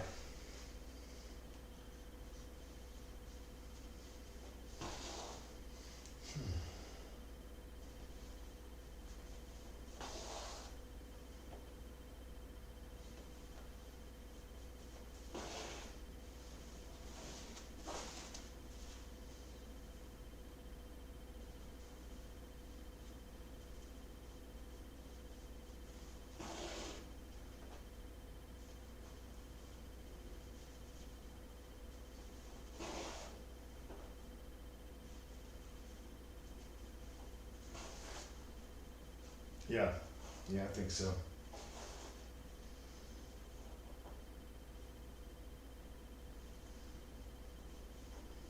Yeah, and I don't know quite what that is, you know, because like I've met people who are interested in history, and not all of them I want to spend time around, but just about everybody I've camped with, I like. Maybe that's something to do with it, you know, like you break bread with people, you set up a camp together, or you get firewood with a guy, and you get to know him. Maybe that's something to do with it. I'm not sure what it is really, but you know, because we've been able to camp with people from all over the country too. So you know, you got Southerners and Northerners, and you know, people from, you know, where the culture is kind of different than the one you're used to, but it seems to attract good people. Or we've been really fortunate just to run into good ones. I'm sure, you know, there's some. Well, I'm not sure of that. I don't know. It just seems that good people are attracted to it. Maybe it's just too much work for people you don't want to be around and get involved with.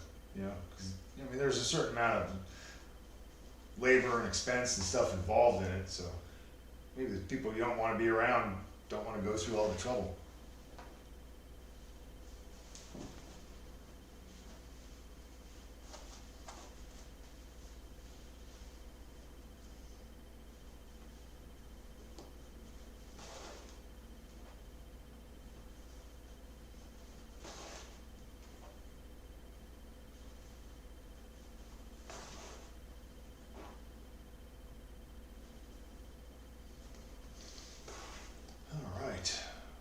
Coming down to the wire on this last, or on this seam, and I still have one more on the other side to do, but then that's all the back stitching to put the body of the tent together. It's kind of cool. Getting excited.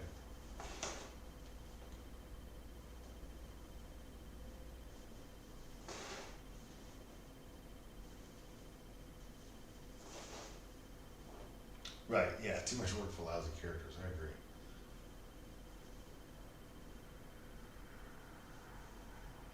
I hadn't really thought about that much before, but I'm gonna go with that as the answer.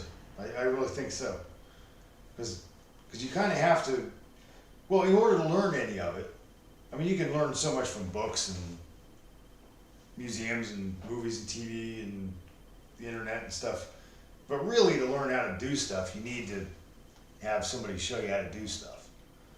You know, so you kind of have to get vetted by a couple of experts in order to learn how to do anything. You know, to really start learning how to do stuff. You know what I mean? Like, so you got to at least demonstrate to a couple of people, hey, this guy can, you know, he can pay attention and take direction, and I can get along with him for a couple hours to the point where I want to show him, you know, what I'm interested in and what he seems to be interested in. So you're already, by the time you really get into it, you're kind of vetted by the people around you, I guess. I hadn't really thought of it much, but I think that might be it. It's kind of like,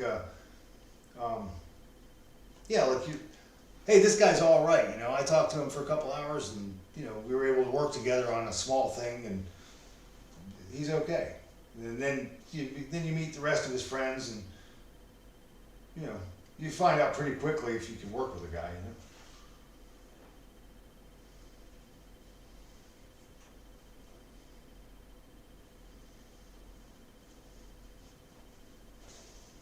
know. All right, here's the last stitch on that one. Awesome. Snip and go. So, whew. All right, man. Well, check this out. Switch over. Yeah, somewhat right. Okay, so we got. So this is the back of the tent. It's called the bell because when it's set up, it kind of makes a bell shape, real gentle curve. But we got this all the way down to the end. So there's that side. And now this one.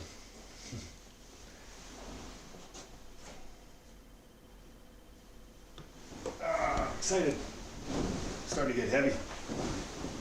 It's no longer just a couple of light pieces that I can move around.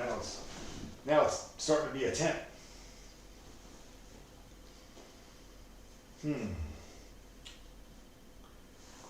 Oh, wait a minute. Is this?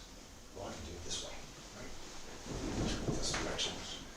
I like working on the seams pointing away from me. It just seems a little easier to grab onto it and hold it. So I did the harder one just now, and now I get to do the easy one. So this is kind of dessert. That's how I think of it anyway. All right. What's that? I need to, where, I just heard my needle fall. Where did, there.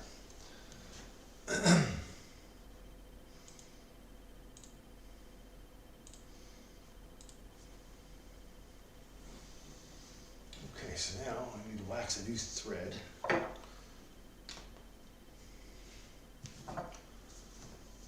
Whew, this is exciting. Finally. Like, you do all this work to get it up to the point where you have these pieces, and then all of a sudden it becomes a tent. It's kind of cool. It's a lot of faith in the beginning, you know. Like, well, I think this works.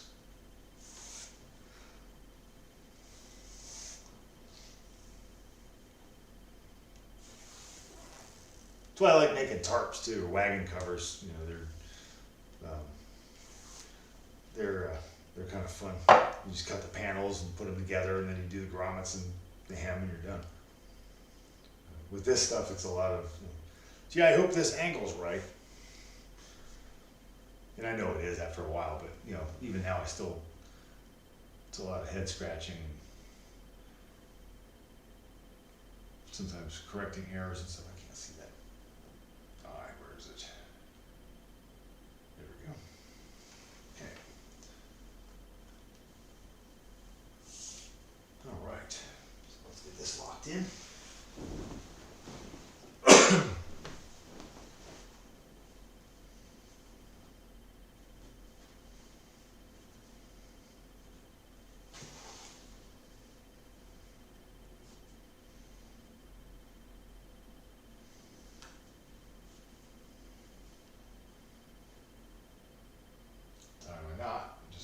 pull through.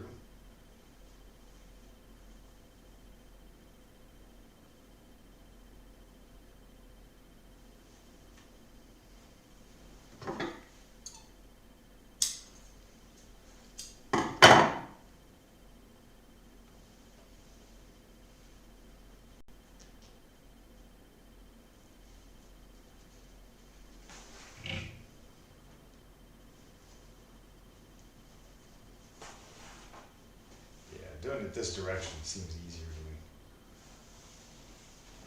It's just easier to hold it and everything about it. It's better. I mean, the other way isn't that hard either. I mean, the back stitch is pretty simple to do. It's just a lot of repetition. If you can keep the consistency of it, it's pretty good.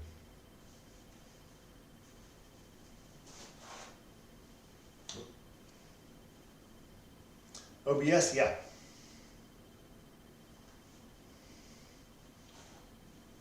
Yeah,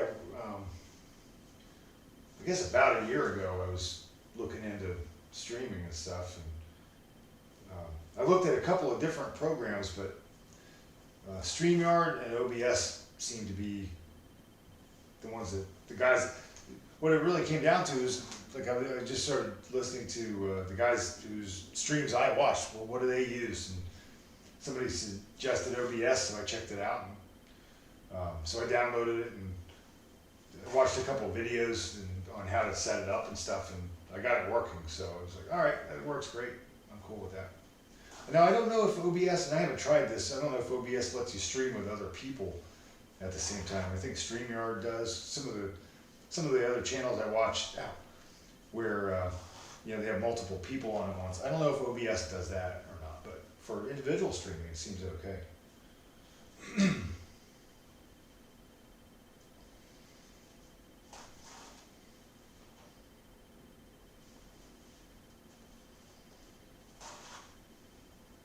And I'm just learning how to use it. I didn't do a whole lot with it this year. I had other stuff going on, but just in the last, I don't know, maybe 2 months, month and a half, 2 months, something like that, I decided I was going to get serious about building my channel up, and with the tents and stuff, I figured, because I've talked to my friends over the years, like, they know I make tents and ask me questions and stuff, and it's like, at some point, I probably ought to record this, and that way anybody can just look at it. And a lot of it's tedious, but that's the job. I mean, it's, you want a tent, and here's how you do it. So I figured I'd just record this, and I tried doing some just streaming games and stuff like that, just to kind of get my feet wet and get over being camera shy. And like OBS seemed to work pretty well. I'd been away from it for a long time until a month or two ago, and then when I was trying to stream, maybe it was just a month. It hasn't been that long. But they'd had an update, and some of the things changed, but I spent, I think, maybe an hour or two just goofing around with it and watching a couple of tutorials, and I got it working again. So, I mean, it's not my main focus. I've got stuff to do, but I also want to stream and build up the channel. Tangle here. Pull that through.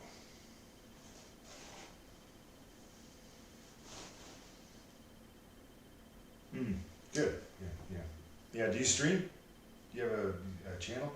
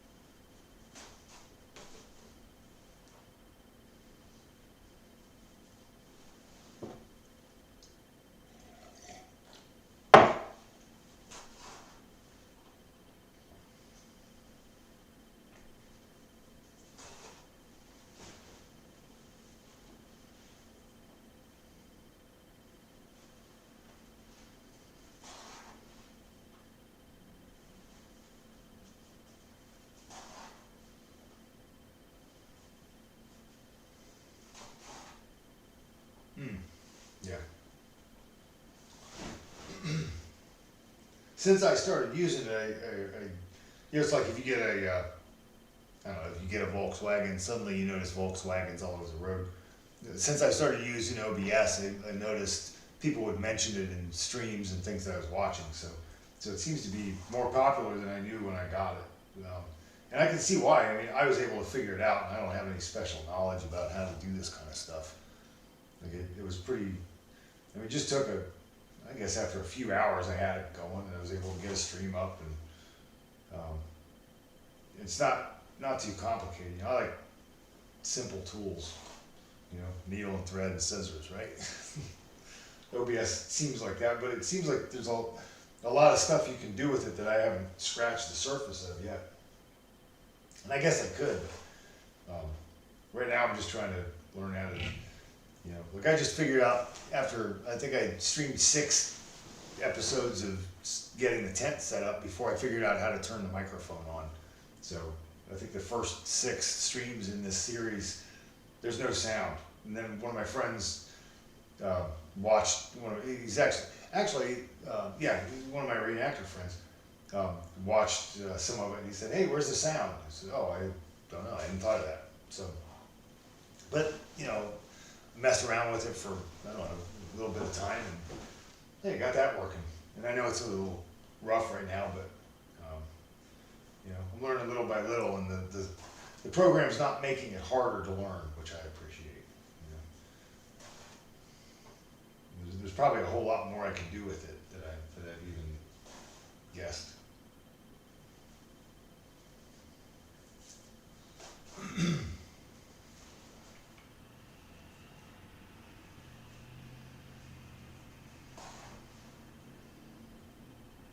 So once you get into a rhythm on this, I don't know, do you do any sewing and making stuff? I mean, well, yeah, I mean, you said you were gonna make a shelter with the oilcloth. I always find once I get into a rhythm with this stuff, it just kind of goes by, and, you know, it takes time and stuff, but it sort of flies.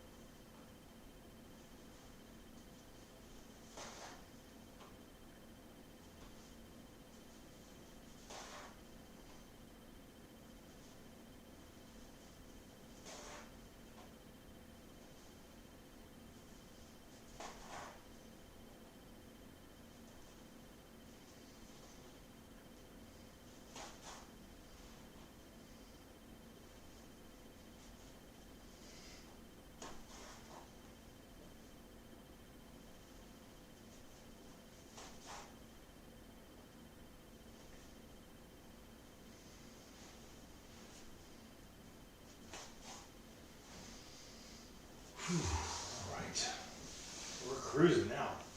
This is good. Look at that.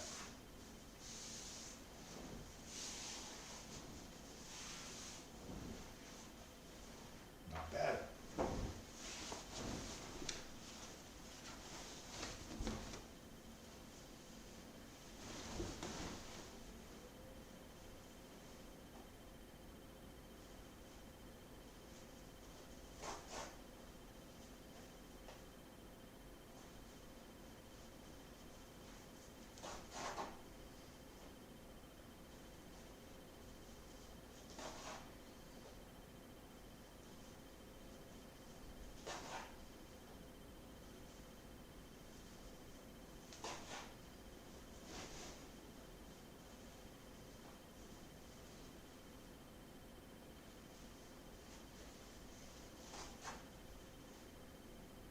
And the big tank. Fix it. There we go. That was easy. All right.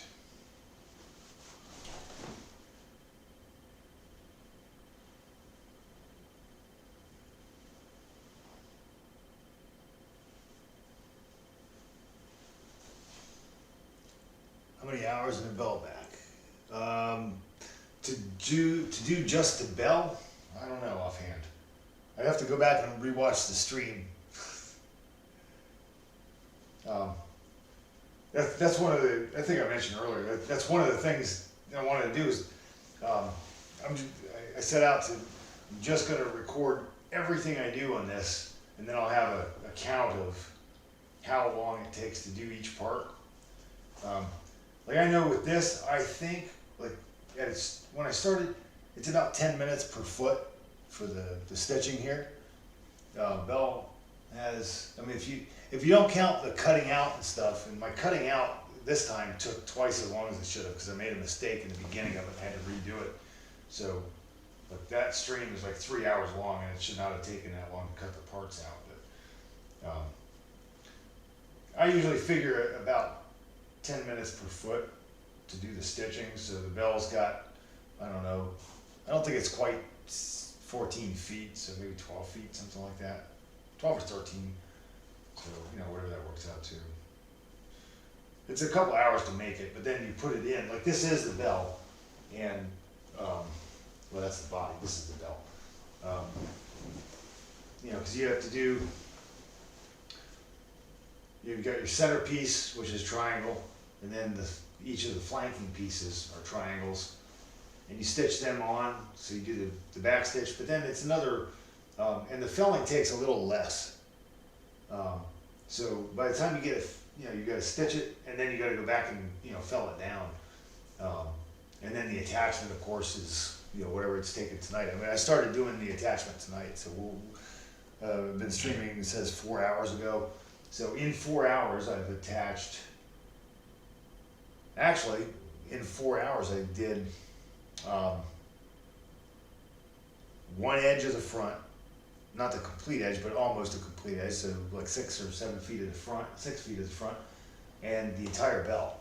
So under 3 hours to get the bell attached. Now I still have to go open this up, you know, flatten it out, steam it down, and fell all these interior seams. But then we have a tent. You know, I mean, then it's just a matter of getting the overall shape right and getting the hem and the grommets in, setting it up, testing it. I always water test them just to make sure that everything just works right. So, you know, but tonight, like as soon as actually in a fairly short period of time, as soon as I get the rest of this seam, this is what, 3.5 feet or so, roughly. So maybe, yeah, that's not even 4 feet. So under 4 feet left of this seam, technically I have a tent. It's about 7 by 7, like 6.5, so feet.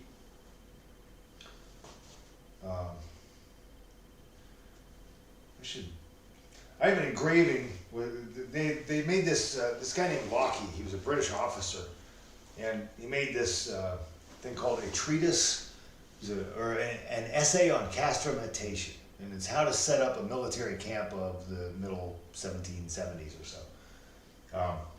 And he has these really cool engravings with scale measurements on it, so you can tell how it is. And I took those and figured out what all the dimensions were. It works out to about 7 by 7 on the ground. A little bit less than that. It's like 6.5, something like that. But,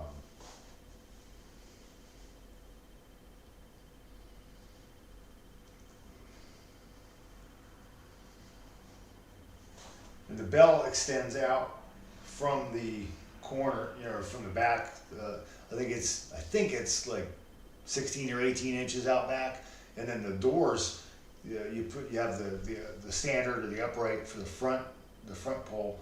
About 1 foot forward of that is another stake, and the loops from the front doors hook onto that, and that's what keeps them closed. Yeah, let me see if I'll put the name in here. You can look it up on. This is a little awkward. Let me come around here.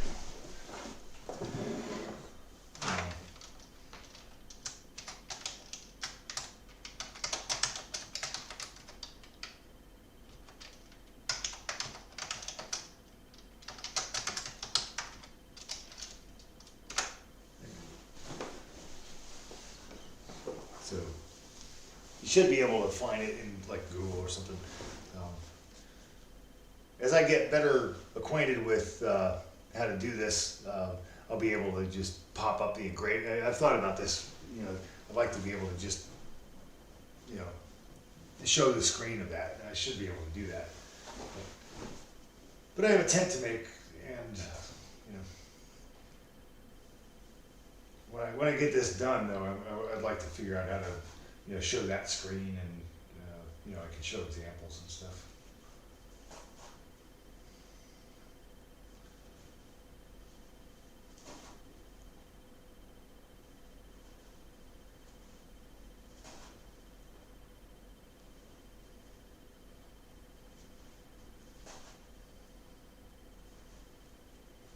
All right.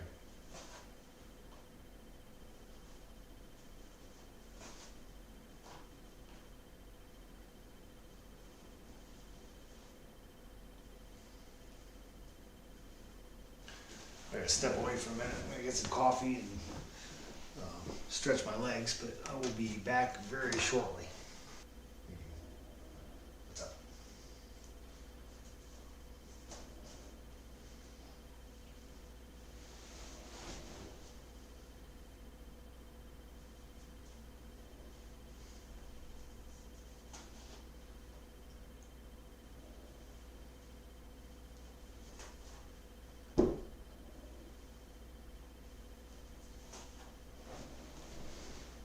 Oh yeah, good.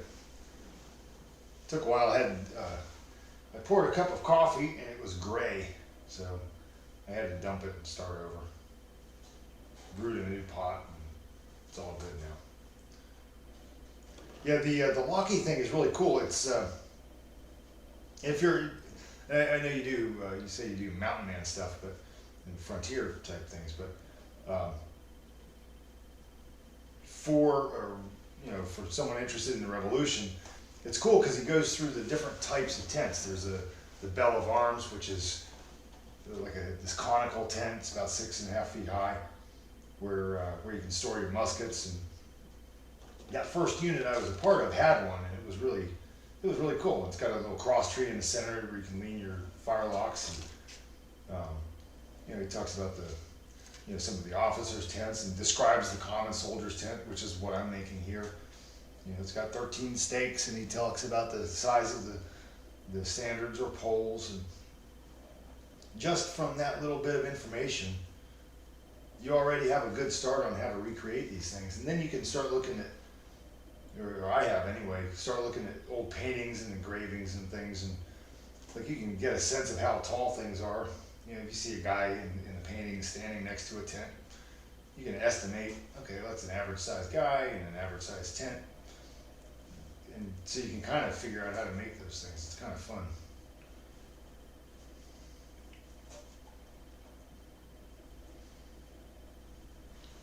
New piece of wine.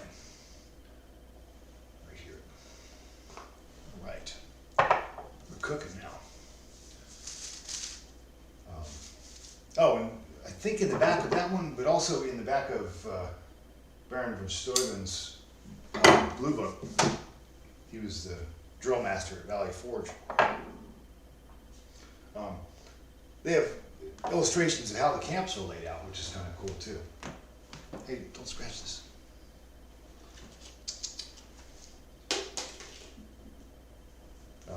And so you can see how they arrange their camps and where they put the kitchens in relation to the tents, because they have the fires.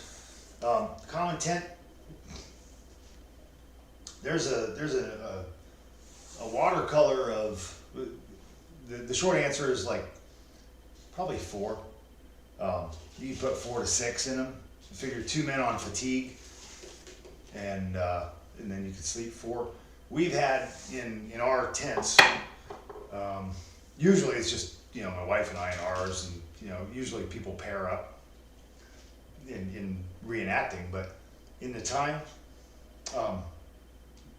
they would have, I think, like a 6-man mess. Guys would eat together, they'd, kind of look out for one another, and they would share a tent. So technically probably about 6, but I always figured that you've got a couple guys out on guard duty or something else, so never have, I don't know how you would put 6 men in there. There's this one French painting, watercolor, I think. Excuse me. There's a French watercolor that shows like 6 guys laid crosswise in it, rather than like we see generally, you know, crawl in the door and lay down, you know, lengthwise in there. But these guys were all laid perpendicular to the opening, and they were all stacked in there, kind of like sardines.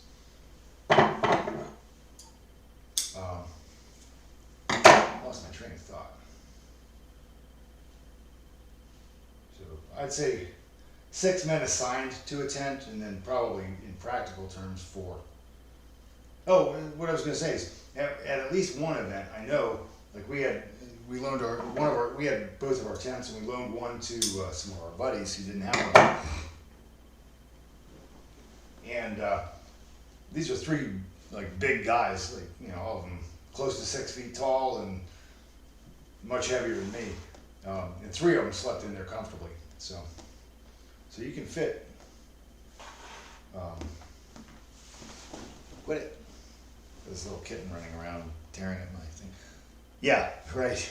Yeah, you have to step over it. Yeah.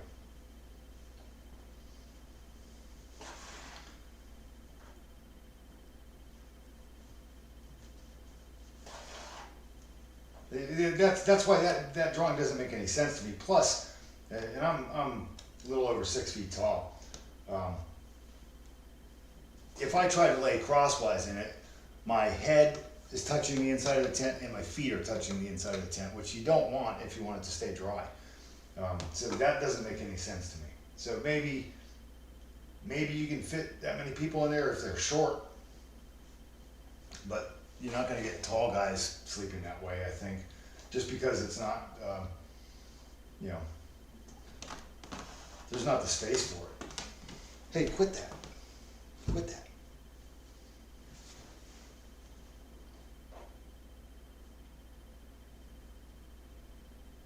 So we had this little kitten show up last week. My wife came home from the store after dark, and she heard this little one crying somewhere out in the yard.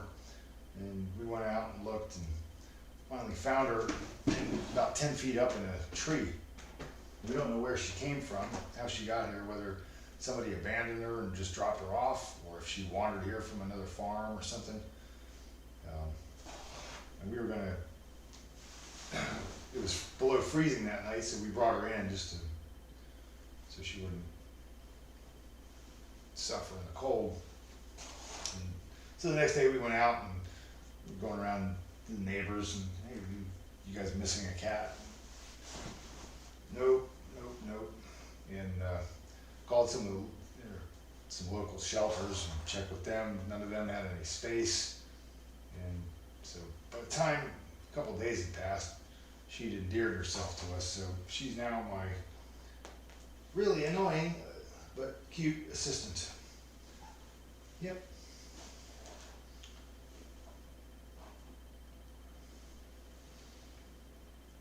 Yeah, they did. If you look at like the way they would arrange lines, like when they're like setting up a company, I think it was. Did they put I think they put the tallest men on the flanks, and they would actually arrange them by height. Now I don't know how they did it.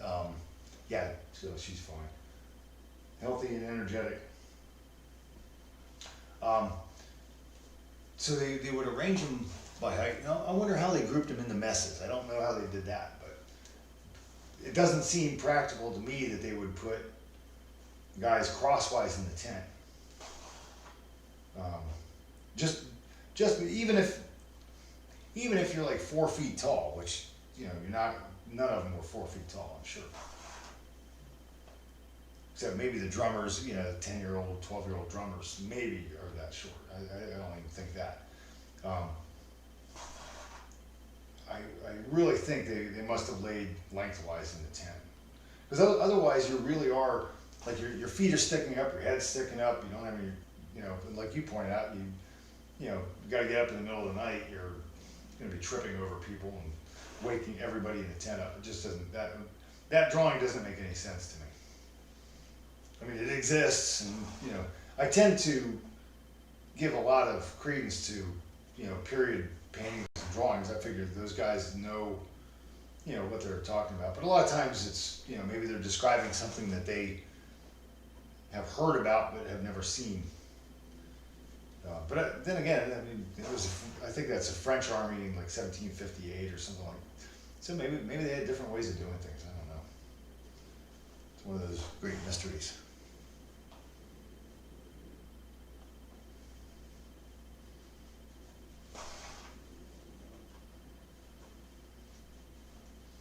Well, you seem well rested. You're well rested?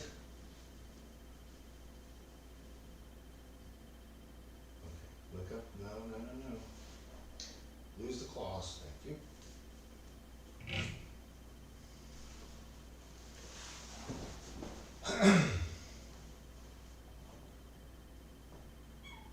Yeah? What?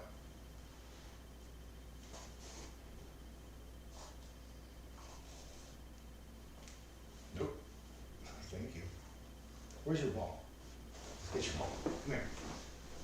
Come over here.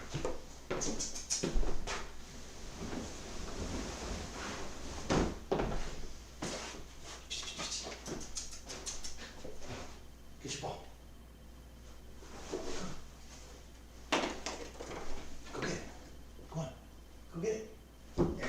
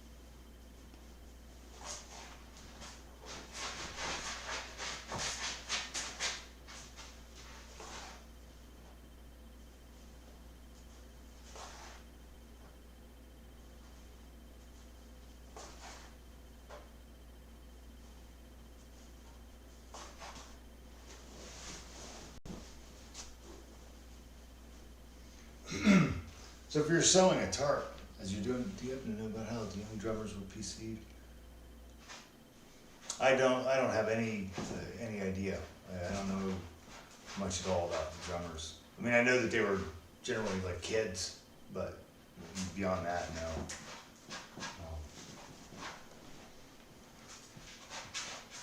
I mean, I'd imagine that because they're,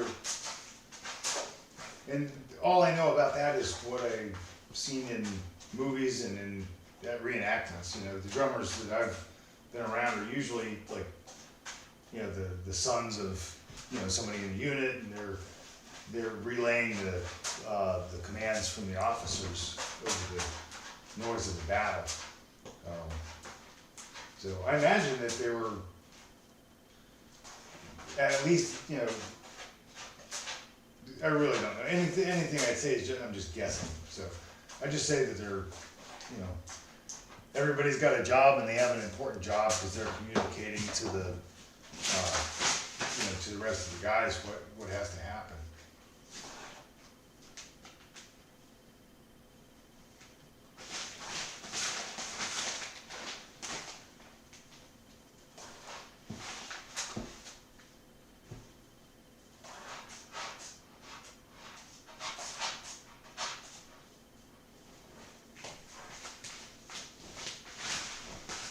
Look at this, man. We are getting there. This is going swimmingly.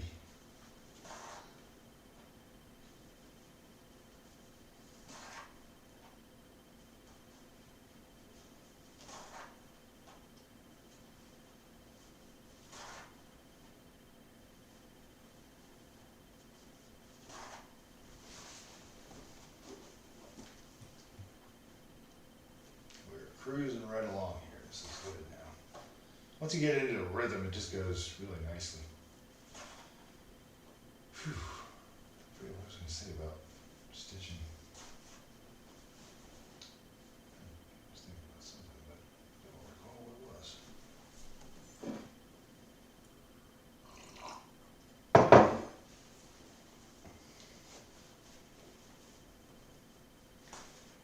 Yeah, that's an interesting question. I mean, I wonder if there's, there are diaries and stuff that, where people talk about their experiences during the war. You might find some of that in one of them. There are also a great source of information from the guys who were there was the pension applications. After the war, and I think even up to 1828. So, close to 50 years after about 50 years after the war, there's, the United States government would pay, if you were injured, if you're a veteran of the Revolution and you were injured or something like that, or destitute and needed help, they would have you swear out an affidavit talking about your service and saying, who you served with and, where you were and what you did during the war. And then they could award a pension or to a widow or something like that. And there's some really neat accounts from guys, and it talks about their experience during the war. Here in Ohio, there's this one I was just talking to a friend of mine just the other day about.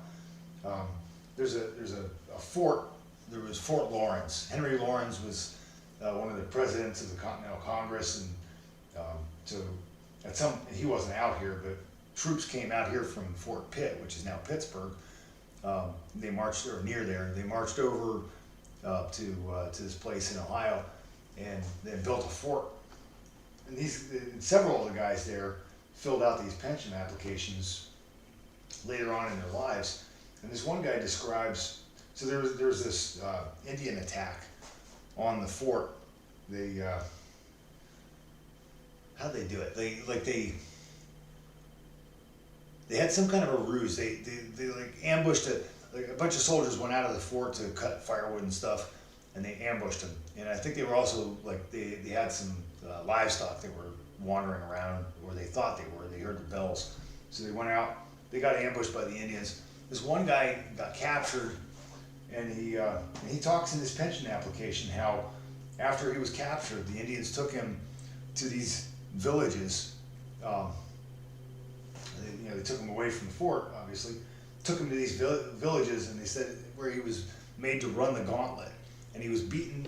He said, "I was beaten so badly, I was never able to do any hard work after that." So this is a young, fit man, and described the treatment in captivity, and I think it might have been that guy or a different guy where they talked about even before the attack. He said, we didn't have any horses, so we had to carry the logs, and this was a big palisaded fort. Just picture I don't know, 10 or 20 foot high trees basically planted in the ground, and then, blockhouses and bastions and stuff. But he said it was the hardest work I'd ever done in my life, because we had to carry the logs for the fort on our backs. So and see, if you're into it, you can look up online Revolutionary War pension applications and just get this whole education from guys who were there in their own words, you know, and some of them are old men talking about, you know, 50 years ago or whenever. But it's the kind of stuff that doesn't always show up in a lot of history books, but it's just fascinating to read. So, I mean, I suppose there would be some drummers in there or guys who, you know, 'cause that's where you find that kind of weird stuff, you know, like you get this one little weird question, but then somebody in there will say, oh yeah, I enlisted as a drummer when I was a teenager, or, you know, whatever. I don't know of any that are like that, but it's really cool. And they're like that all over. It's not just these Ohio troops. That was the Revolutionary War for, but in Ohio, but they have them, you know, for all different states and different regiments and things. It's just a great source of first-hand information.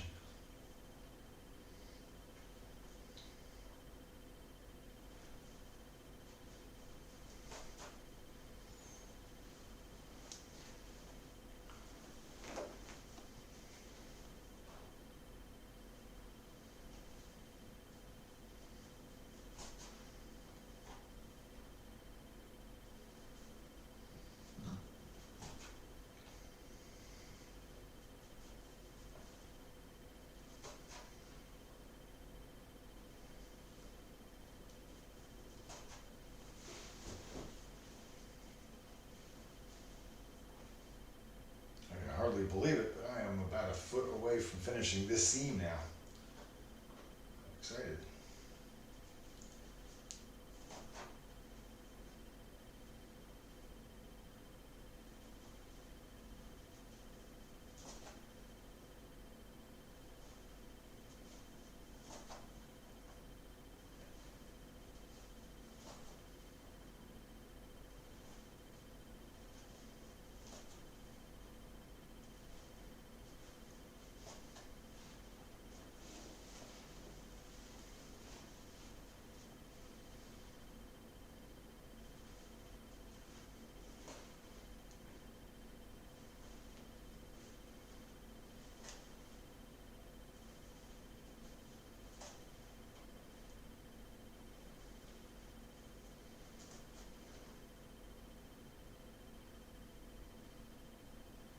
So are there a lot of events of your type, Mountain Man stuff or frontier things in Texas, or do you have to travel to other places to do those?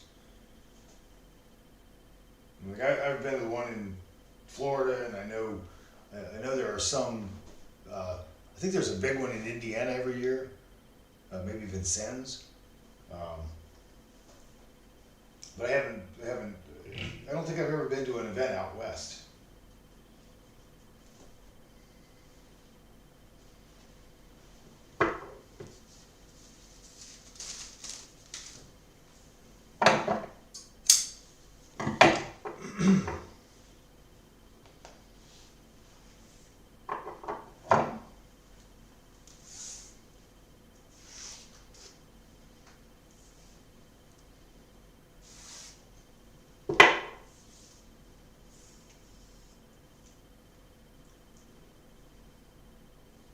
Thread is very interesting to you. It's a very interesting thread. Leave it alone. It'll go.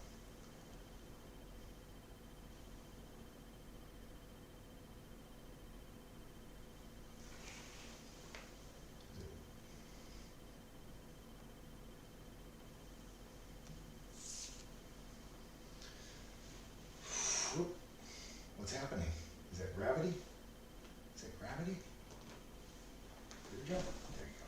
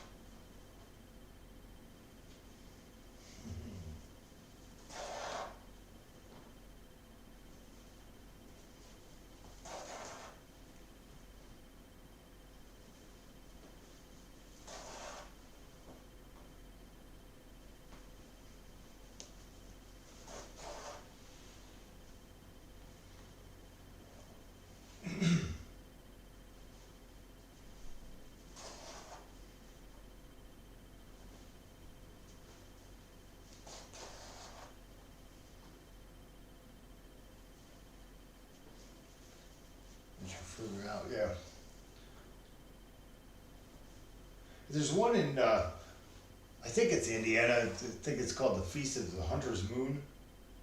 I've never been, but some friends of mine were telling me about it.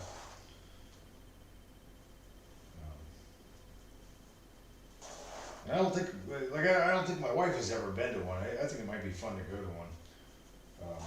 You know, it's outside our time period, but it's a lot of fun. At least in my memory, and the guys who do it are all, you know, they all enjoy it. You know, we pretty much stick to 1770s, early 80s, but let's see here. Will you let go of my sleeve, please? Thank you.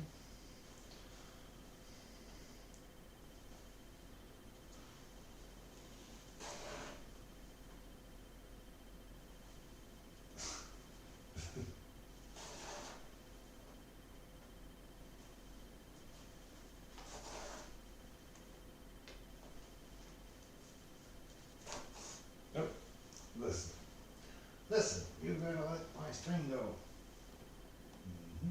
Thank you. Relax a little bit. No loss. Thank you.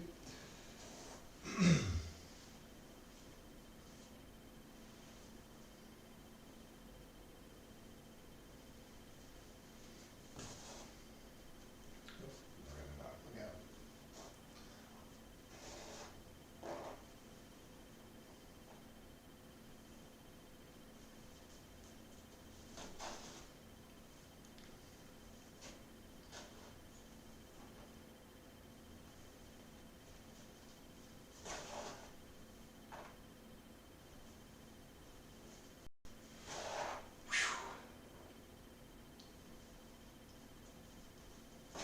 Oh, you gotta let go, dude. You gotta let go. You can't have my string. I need it.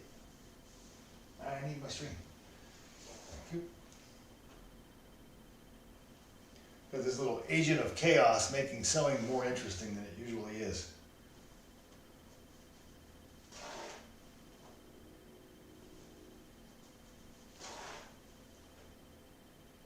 Did not expect to have her here, but as annoying as it might be on the surface, she's a lot of fun. Oh, tangle here. We are almost here. Getting close to the final stitch in this, and then we have a rudimentary tent.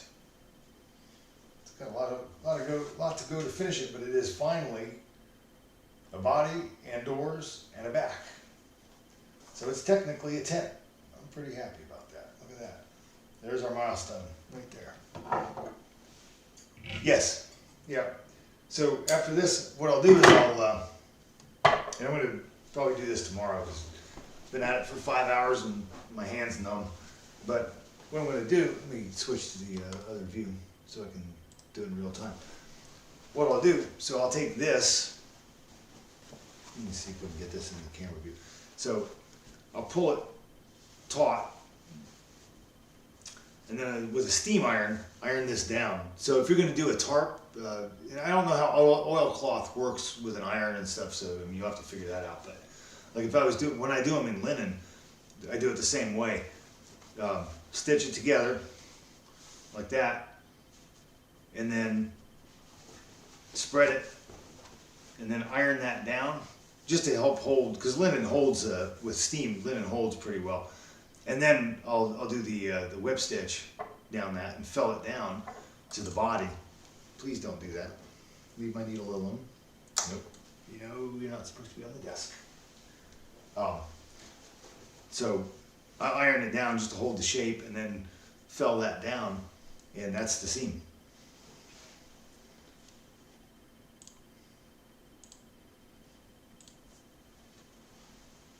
And you only need to do the one side. This is connected here. I just read your comment. Whip stitch both sides down. So you have it like this. You just push this down, and just this. You got it like this. It opens out. Fold it down, and then just whip along here, or fell it, as however you call it. Yeah, it's just a simple looping stitch down there, and that's it. And then that looks like. Let me see if I can find a finished seam. Right right here. See, like that. So this, on the other side of this, part where my finger is, that's where the back stitching is, and then you fold that selvage and the other, you know, part of this linen comes up here, and then you put these stitches in here, and that holds it together. And that's it. And you've got it's a strong seam. Whew.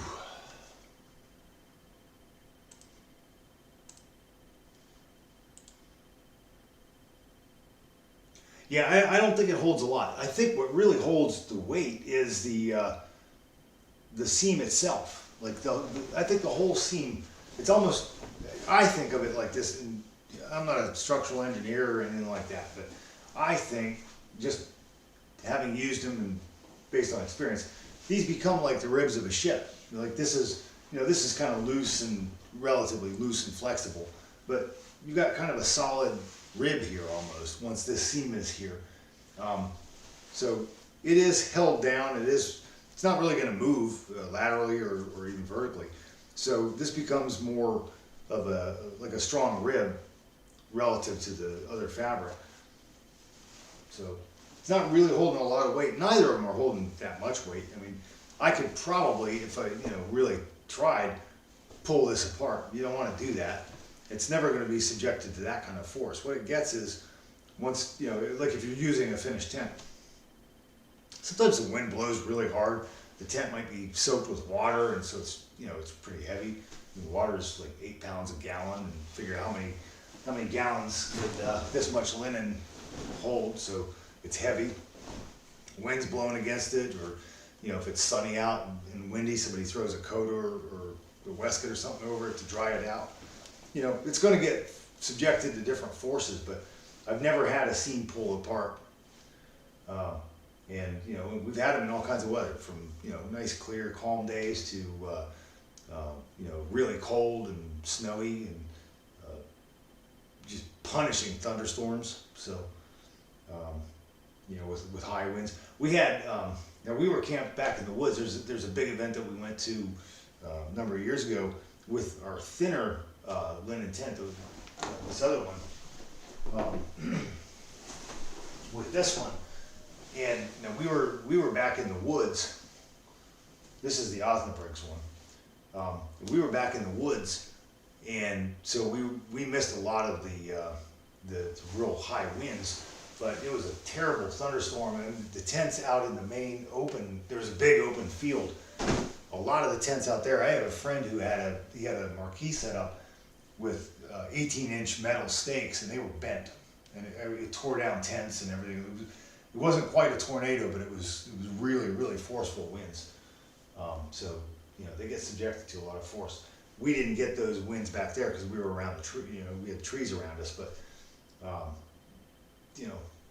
they take a lot of punishment. And I think part of that is because they're flexible. I was just watching this video a week or two ago from Japan. They had an earthquake, and they were showing this highway overpass. And the way they had built it, it was, I don't know what the internal construction was like, but it was like different parts were moving different directions as the ground moved. Apparently they built this thing so that it would be flexible. If you think back to a number of years ago, that the World Series in, was it LA, where the highway collapsed because of they had a really strong earthquake. So if it's real stiff and strong, it's different than like a pine tree bending in the wind rather than snapping and breaking. Same thing with the tent. They're kind of flexible, so they'll move around a lot, but they give. And that's not why I sew it this way. It's just, this is just how I sew it, and this is similar, not exact, to how I think they did it in the 18th century. So, but so pleased, man. That is a milestone. This is the first time I've had it like this. It's all been just parts up until now. It's always fun to get it to this point where now it's just a matter of, tomorrow I'm gonna fell all those seams down. I've got what is it? Roughly 28 feet of felling to do. but then that's all put together and I can start shaping it, which is start getting it to the right length for the sides and doing the hem and the trimming the door angles properly and the bell angles. And then after that's done, I can set it up. So we're getting to the home stretch here. Oh man, you're very welcome. I'm really glad you dropped in. It's been nice chatting with you, and I'm thrilled to. I'm always happy to meet somebody else who's interested in history. You know, it's always fun to, you know, talk to people who are into the same kind of things. So I'm really glad you found the stream and dropped in, and I hope you come back tomorrow. I'm going to be doing the felling, which is you know, it's just 28 feet of felling or so. And then probably the following day I'll be doing hem and the grommets and stuff. So if you want to see how to do the grommets, be sure to drop in there. So I mean, I don't know if you're subscribed to my channel. If you hit the subscription button and the bell thing, and I don't see it on my screen here. Maybe it doesn't show up on mine because I'm signed in or something. I don't know. I'm not sure how that works, but. Anyway, they have a notification thing that'll tell you when I'm streaming. And I'm not sure exactly what, I don't want to say that because I'm not sure what time I'll be on, but, you know, once I can feel my hands again. But I'm going to be doing that, the grommets thing. And I'll break out a separate video for you, a short one, just showing how I do the grommets. They're very simple, and I do them all the same way. I've done dozens of them, and they go quick too. And they're easy to make, and they're authentic, and, you know, so but I don't know why people don't use them more, just because they're so easy to do. Maybe it's just like what we were talking about earlier, people just don't know how to do some things just because they've never seen it before.